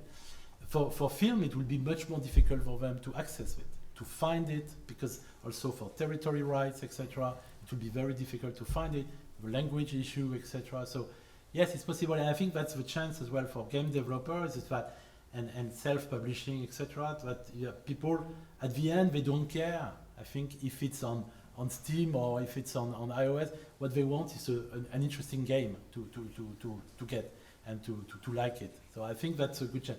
In the audiovisual sector, I think it's more difficult. You need more a framework around it. I think it's more difficult to access films like that. Okay, thank you. Stephane, you talked about some creative processes and methods that video games borrow from movies. What can filmmakers learn from video games? So there are now creative processes and methods and technologies that are used in movies that were usually reserved for video games, like more actors are filming movies with motion capture technologies. We have like pre-visualizations done in game engines. So what would you say that filmmakers can learn from video games? And the example you gave about animation, and the fact that now people are making animation with game engine, well, you have probably a lot of technology that will be tested by games and that can be used for other type of contents. Because if you look the history of games, games is there is somebody in games generally who tries first a new something which is coming. I don't know what will be the thing that will be coming, but I don't have a crystal ball. But it's interesting to look what people of games are using. It's and see how you can use this technology.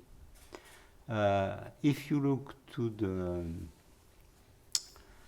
something more generally, I will go back on the discussion that Thierry had. Something which come from games and will, I would say, more and more go into audiovisual is the fact that you are not speaking to some customers, you are speaking to a community. I will give an example, a short my students a long time, 5 or 6 years ago, made a prototype of a game called Typewriter. Typewriter is the same about typography, and Arte took the students, and it was the first game produced by Arte. A Typewriter is a platform game, but it's all around typography. And a few years after, there was a presentation of the marketing guy from Arte, who explained that generally when they are producing a series or a movie, they want to make it for the people who are in the French and Germany, the classical customer of Arte. But the whole people, all the people which are looking to Arte should be interested by this. And for Typewriter, they got some message from people of New Zealand, China, but only the people who are interested in typography, which means that if you're not focusing anymore to speak to all the teenager, you are speaking to the teenager who likes this kind of music and this kind of image, and who are in this community, and I would say it's natural for game because the development of online distribution directly put people to work on community. But I think this will touch with positive and very negative effect the whole sector of audiovisual. Okay, and what do you think, how much has changed the workforce in audiovisual and video games sector now?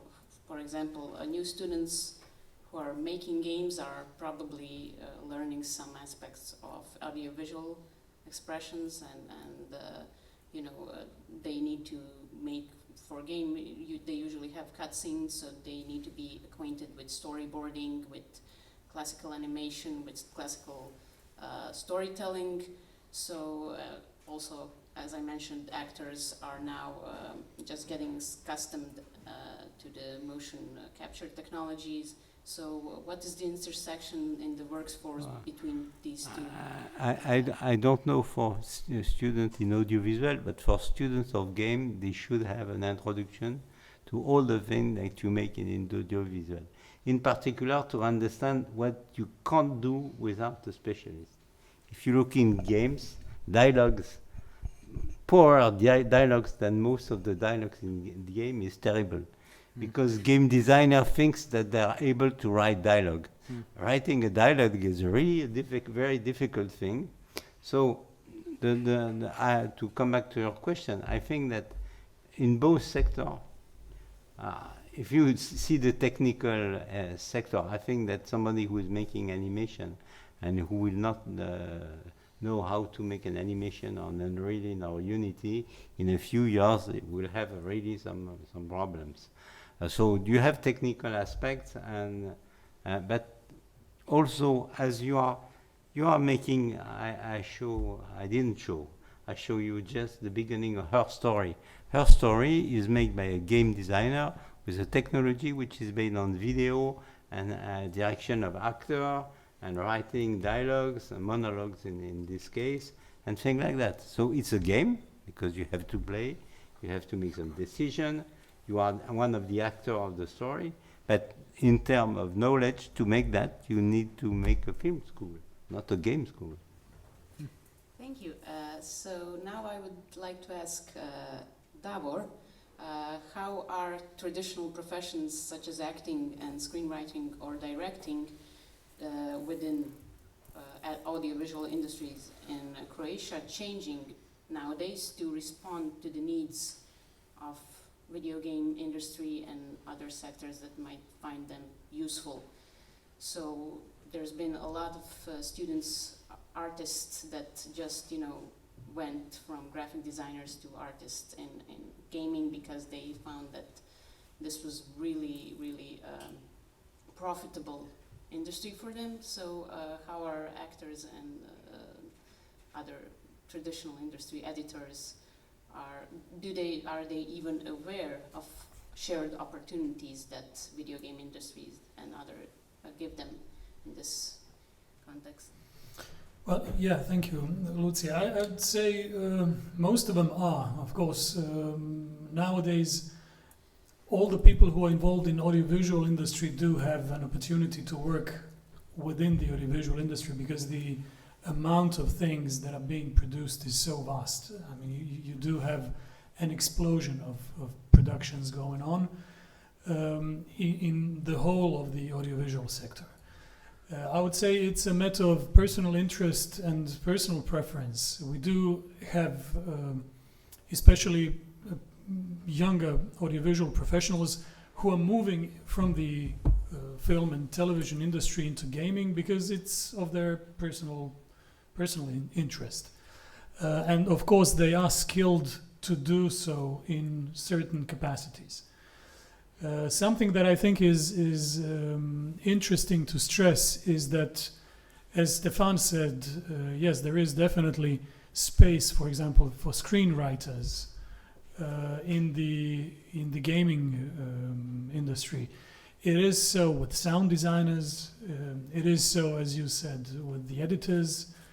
And we find this to be common among students. First of all, to show interest for gaming as in game development and design as an industry. They somehow brought us to where we are today, because the whole initiative started basically from the students' initiative who wanted to get some education in video games.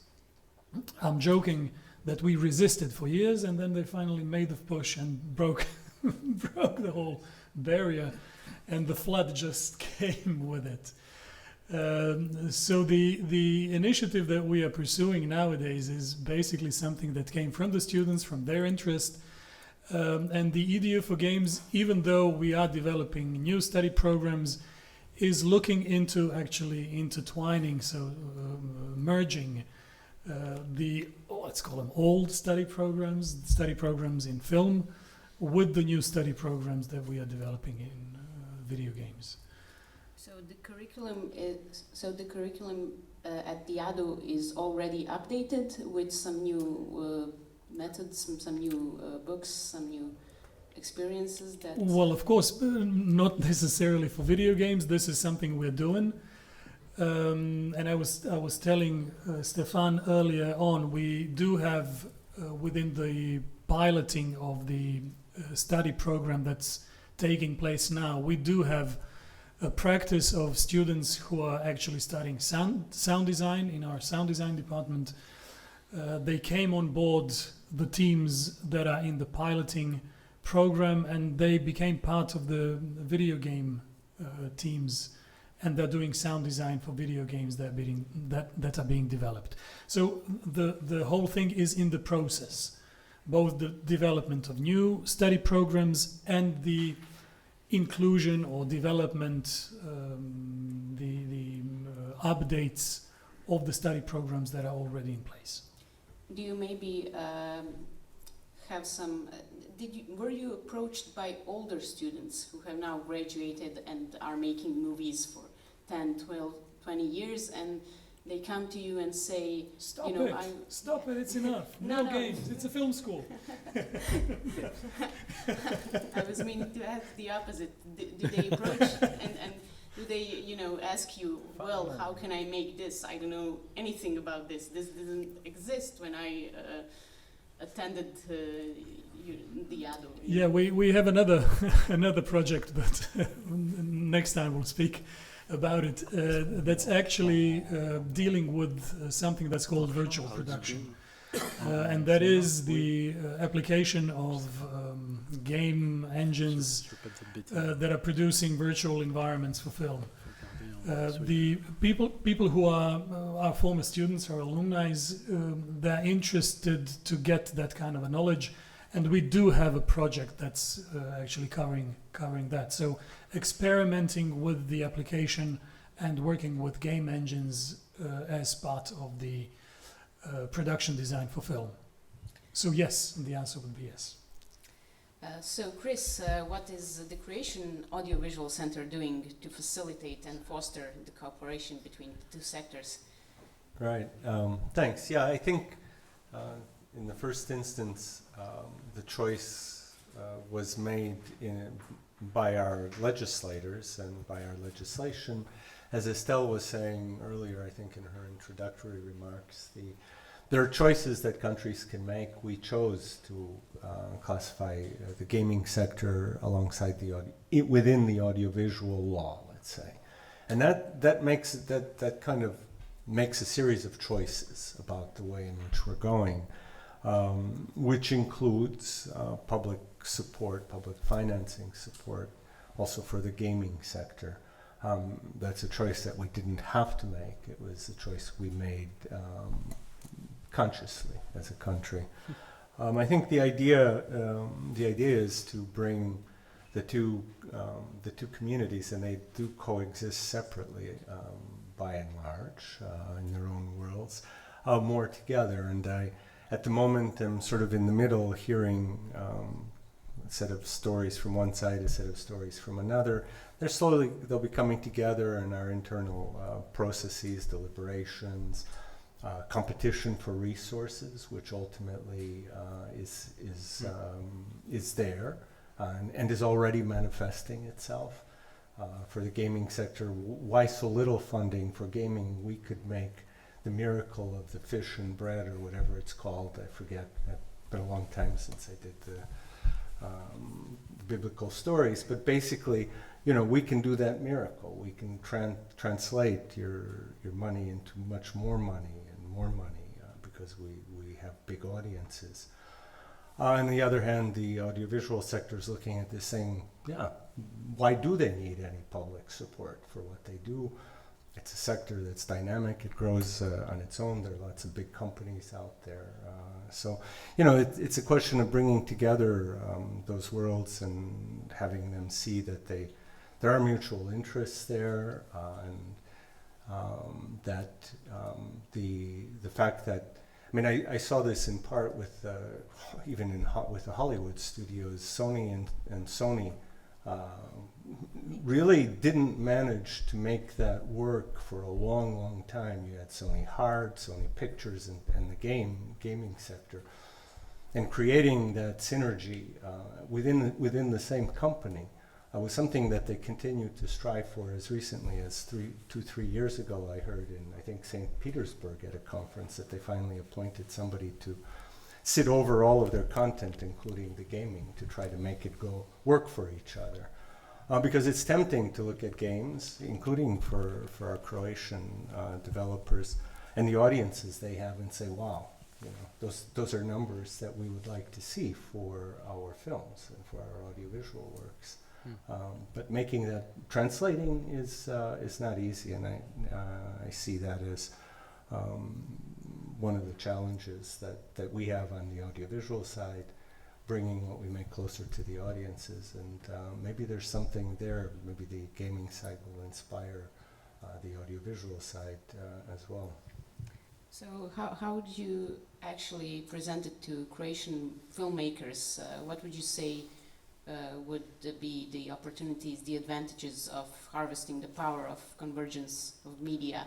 I mean, in Croatian context, the budgets that Croatian movies get is much smaller than Sony Pictures and Sony Games. So how can they make transmedia projects that are, you know, well crafted and still under a small budget? They probably say, oh, we have so many expenses for actors, for lighting, for it is hard. I mean, you know, even it's kind of relative. Yeah, the budgets that we have for audiovisual are small in comparison to the latest Bond movie. You can't even think in those terms. But you know, making a quality film in Croatia now, I think requires a budget of at least €1 million, which is big for the gaming sector. You know, at least for the majority of the developers in the gaming sectors. I'm talking about one movie, but of course, when we talk about film, we're also including their not just feature films or long métrage. We're talking, you know, we should be at least talking also about other categories, other types, short films, documentary films, animated, and we're in many cases in a more comparable world.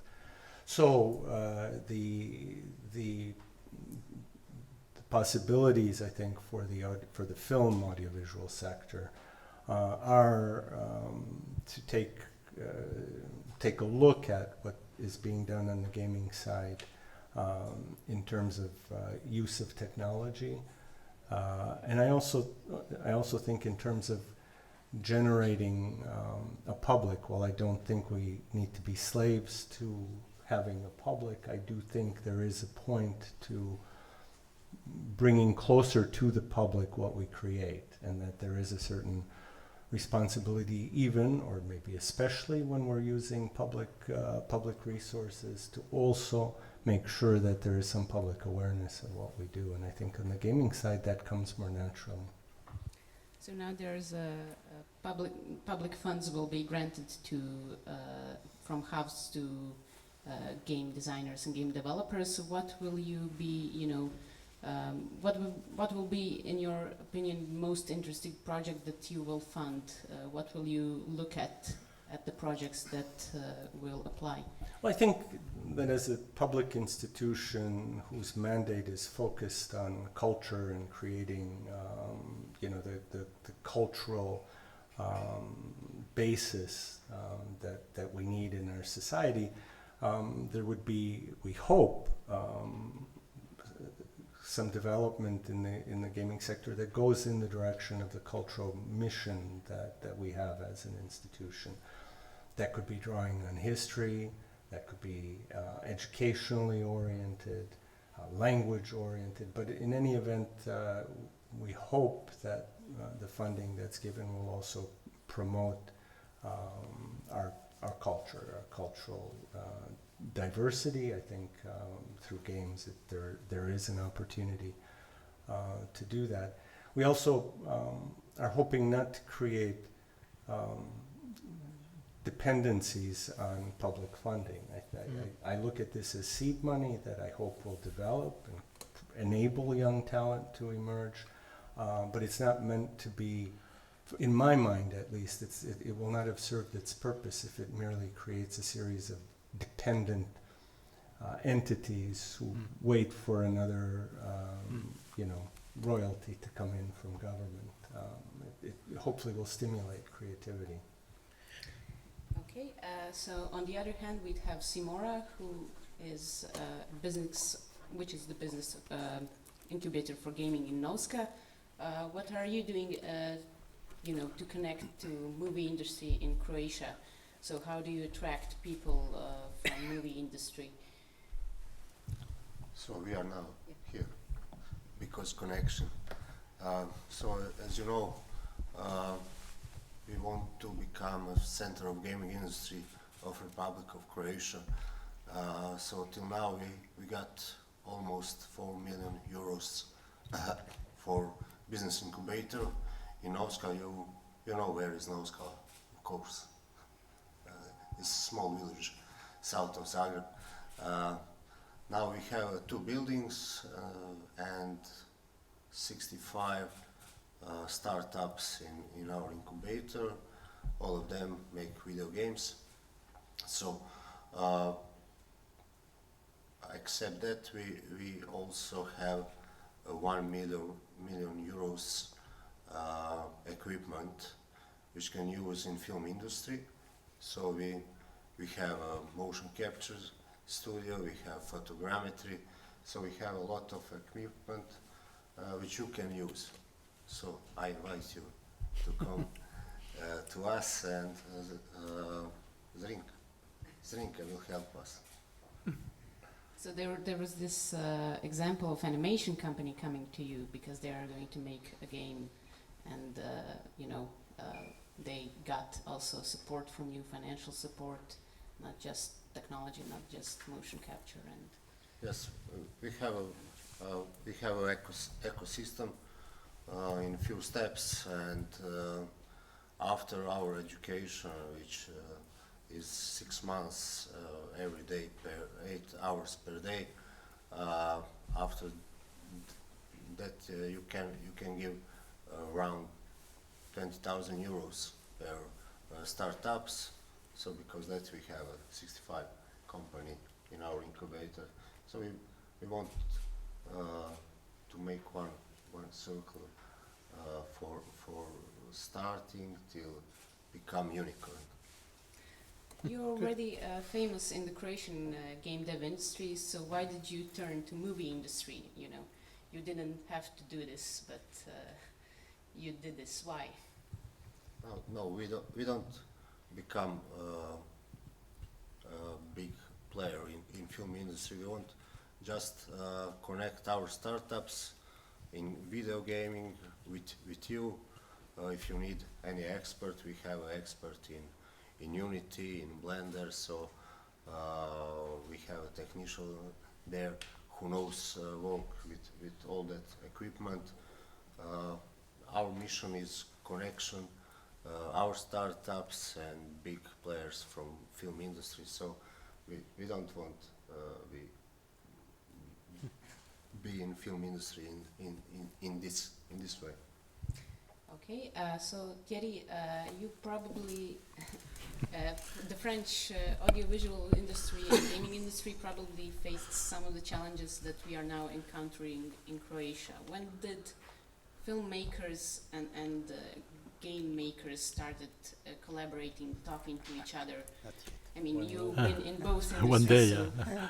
Maybe one day. Yeah, maybe one day. In movie industry looked high upon games in 80s and 90s, like, the lowest common form of entertainment for just children and everything.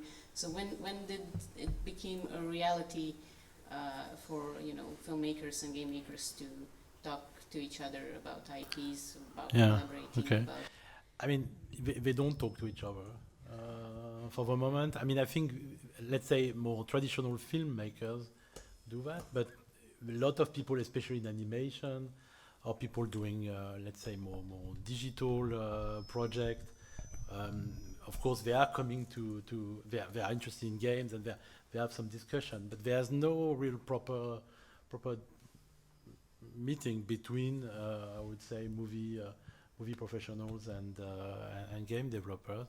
We see many animation companies coming to us, for example, on the co-production market, to access game companies who can code. I mean, basically, they're saying we are very good in story and graphics, but we don't know how to code games, and we don't know the mechanics of games. So they are looking at creating, collaboration together. It's not simple.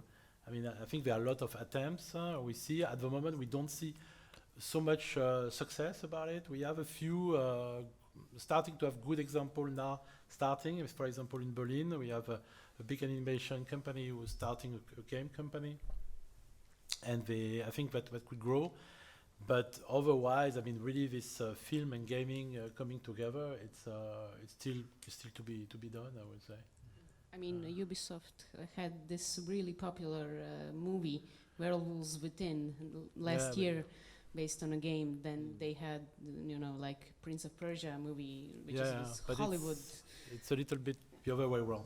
Stephane, you want to? Stephane, if you can comment. No, I think it's from the point of view of the studio, and it's a cultural problem, and the cultural problem will be solved because you have young people. If I take that has played, and then they want to be in both sides. If I take the example you were talking about, sound engineer, you have a degree of sound engineer in audiovisual, and then what do you need to know to become a sound engineer? I would say in interactive media, particularly in game. There are some technical things you need. There are few tools that I call sound engine, but this is not difficult.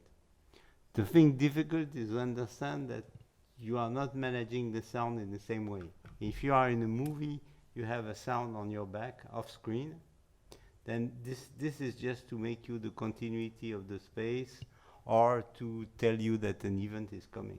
If you in a game you have a sound on your back, it's because we want the player to turn the camera on the other side. So this is something that, of course, for something which is a sound engineer of my age or even less, it's very complicated.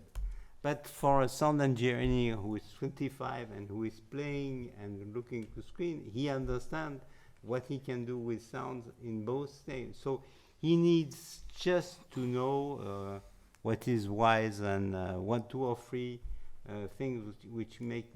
Then when you will have most of the people in the film will have been from the generation of playing both, looking to movie, to series, and to games, they will be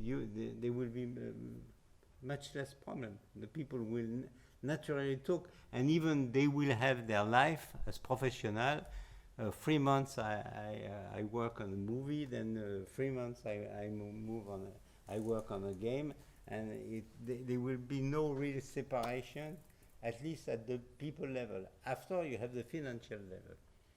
When you have a television broadcaster who is making a series and a game on the series, the budget are separate, which is stupid, because if you make a game around the series, is because you want to keep the same people on the game and the series.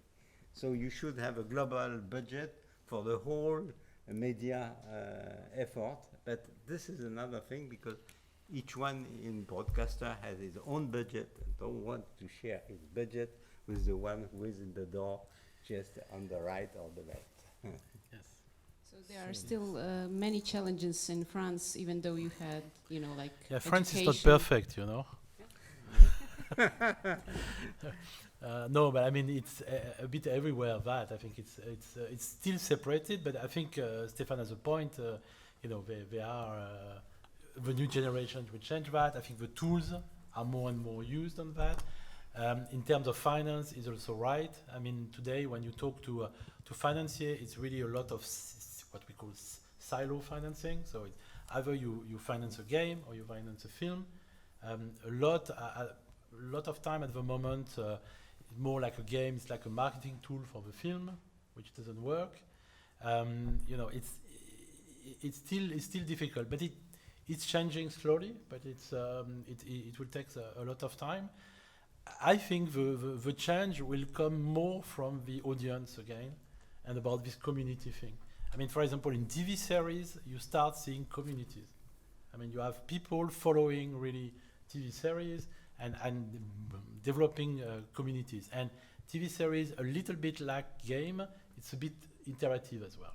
Meaning you can do 1 episode, 1 pilot, 2 episodes, 1 season, and test it. And you see the number of that is happening. And then you see the interest of the people. And if people are interested, you do another season.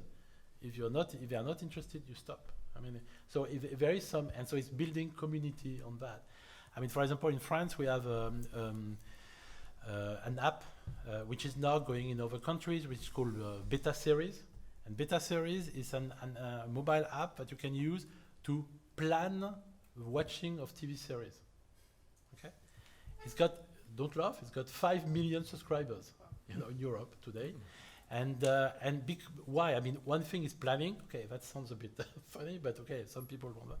But it's a lot about community building. That means you have all the information, all the details about the different TV series, and what will be the new series coming, where can you watch them, And they extract a lot of data analytics from these people, because basically to do the planning, they have to put their subscription code into the application.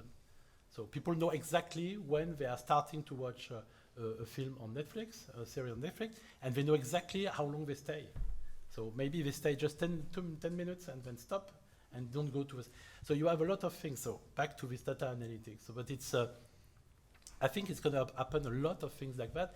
And this is very similar to game. In game, we know. I mean, we don't, but the platforms know, what's happening, how much are sold, how people stay, and that's really where, as Stephane was saying, moving from a product to a service, and that's where the money is today. It's going to that. It's going to take time, etc. And Chris, I mean, I agree. It's a lot about cultural project to develop, but we need to have this cultural project as well to become more into this kind of service. So also. Still keeping, cultural values, etc., but going into a project that can also actually make some money out of it, because that's the best way to get them known as well. If they are making so, that's also, I think, important. Okay, thanks. That was actually my next question and final question for everyone. So, how will the audiovisual content production change in the future, and how do you see your role in this change? So from Mario and... Maybe I'm not... only in 2 words, metaverse and holograms.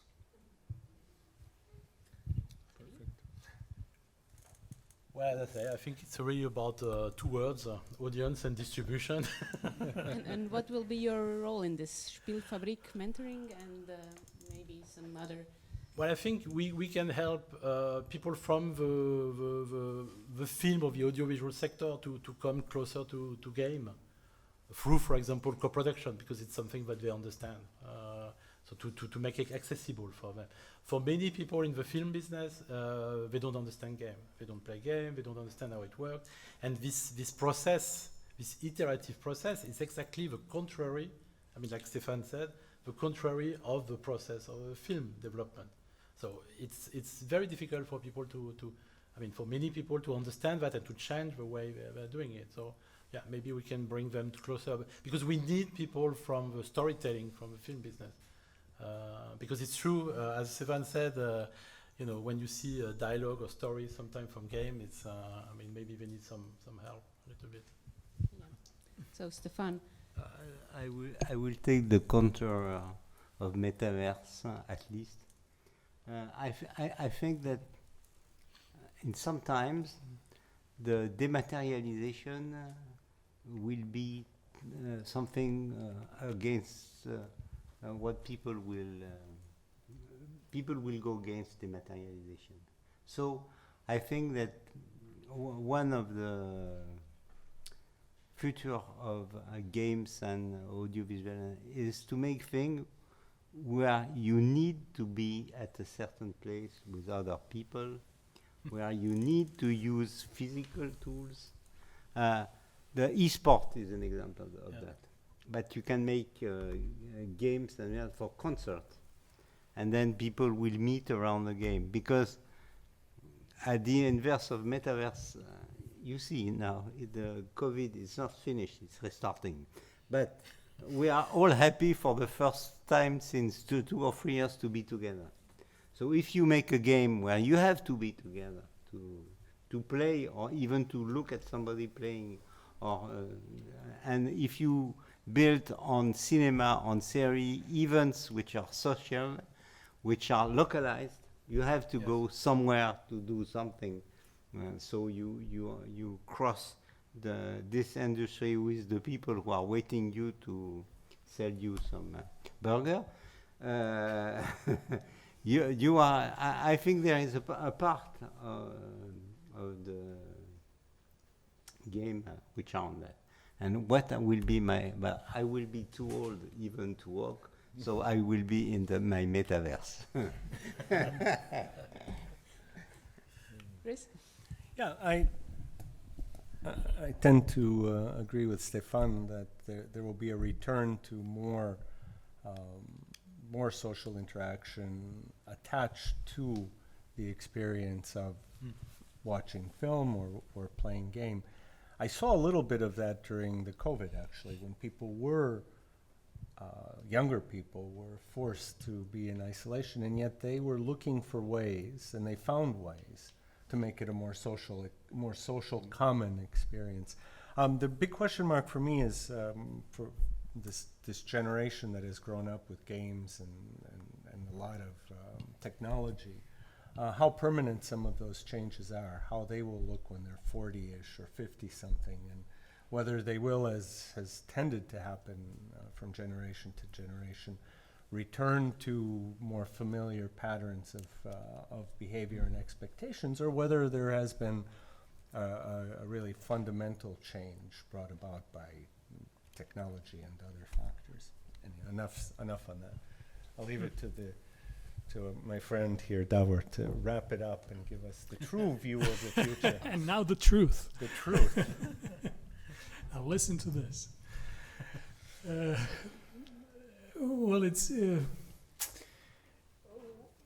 a lot of things was said about the culture and the cultural aspects of games and gaming, and I guess we can all be on the same side when we say yes, the games are in a way a means of culture, meaning it's a matter of identity of a certain kind, of sharing ideas, of communication, of exchange.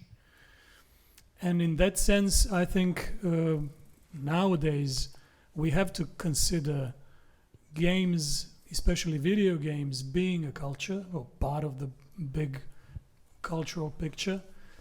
And we all participate in this, no matter what our generation is or what our age is. Even the statistics show that most of the people in the world participate in this culture. And just as Academy started 70 years ago and started to participate, meaning started to educate for theater at first, then film. Our mission is to educate people to be able to participate in this culture of games, meaning to exchange ideas, to exchange creativity with other people around the world, because it is a global culture that gaming is. And this is something we are trying to build up and to educate for. To educate our students to become part of that global culture of video games in a wider cultural environment. And I hope this is just one step in that direction, and that will be successful in this. And we need all the help that's out there, so everyone is welcome. Okay, thank you for participating in this panel and giving some insightful answers about the present and the future of film and games. I'd like to invite the audience if they want to join in with some questions for the panelists. Okay. We have The microphone is coming, so. okay. Zagreb, gore desno.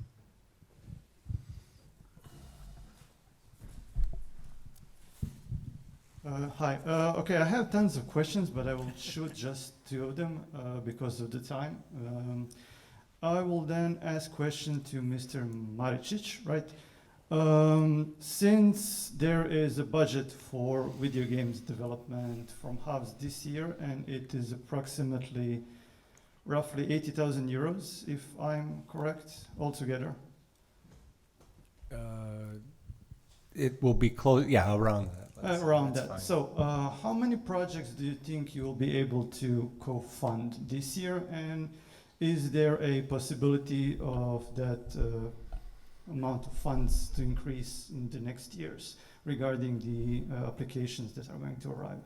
I start with the second part of the question first. Yes, I think there is a possibility to increase the amount of money allocated. It was meant to be more, got cut in the budget restriction process, but yeah, I think it will grow.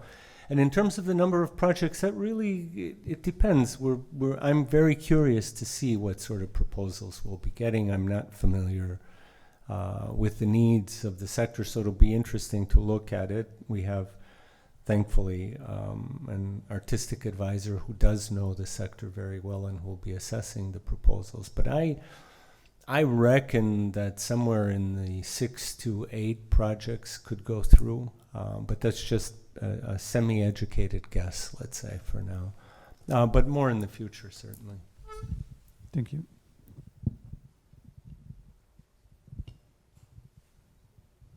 Some other questions, maybe?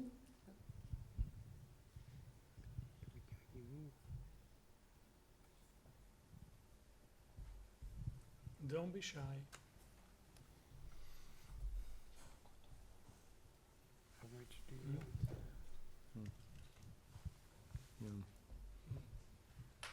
My students know I don't let them out of the classroom until they ask at least one question.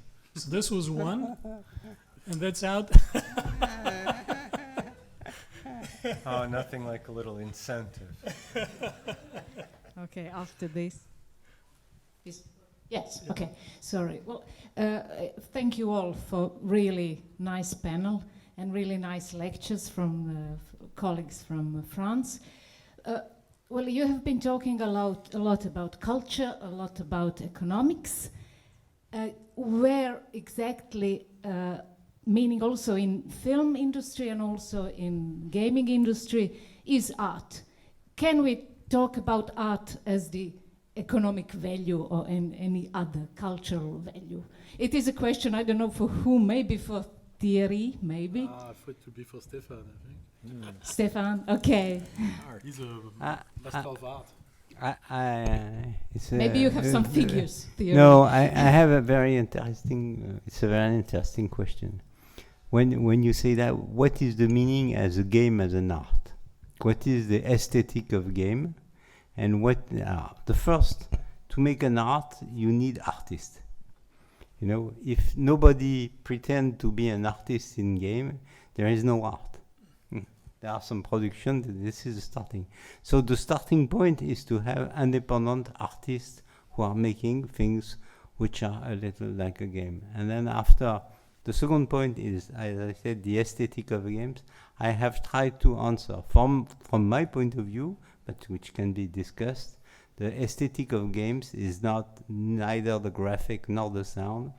It's the way you create an interaction between the computer and the player.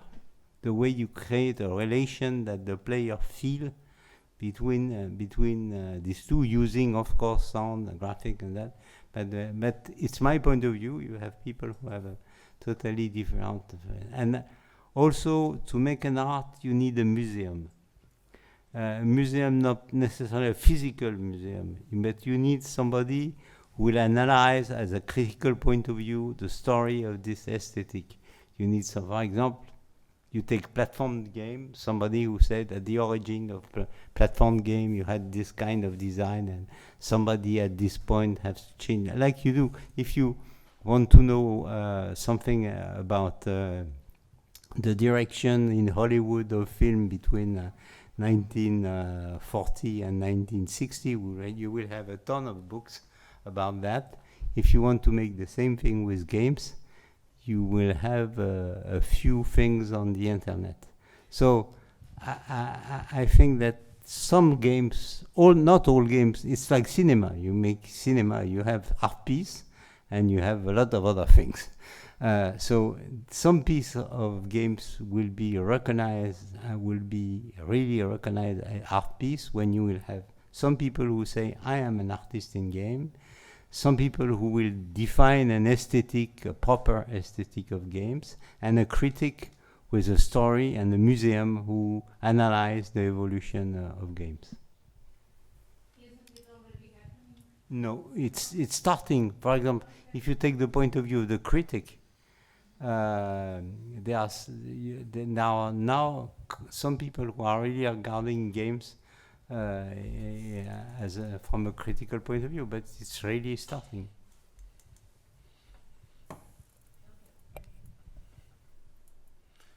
So no, I don't. I agree with Stephane. I think I mean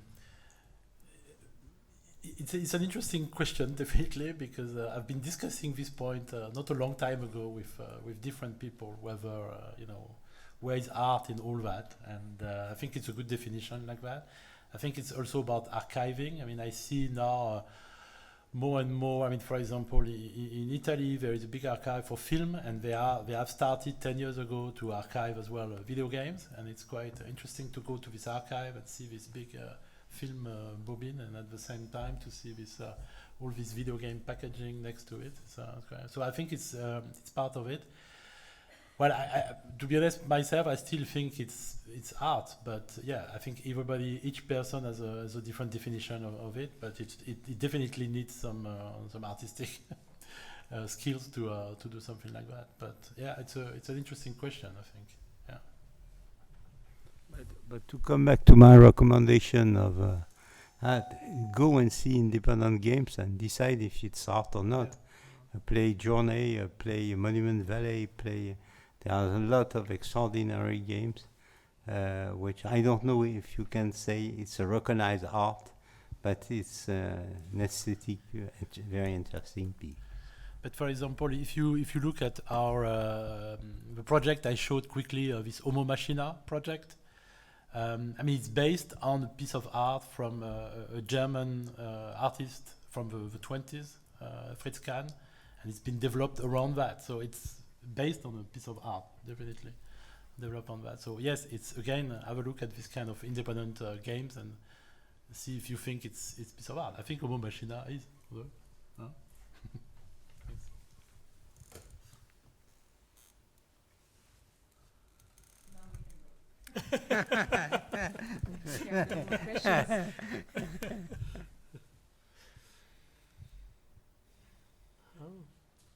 If there are no...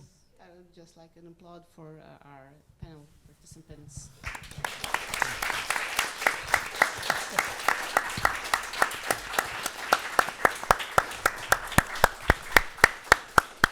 And for the moderator. And the well. moderator, yeah.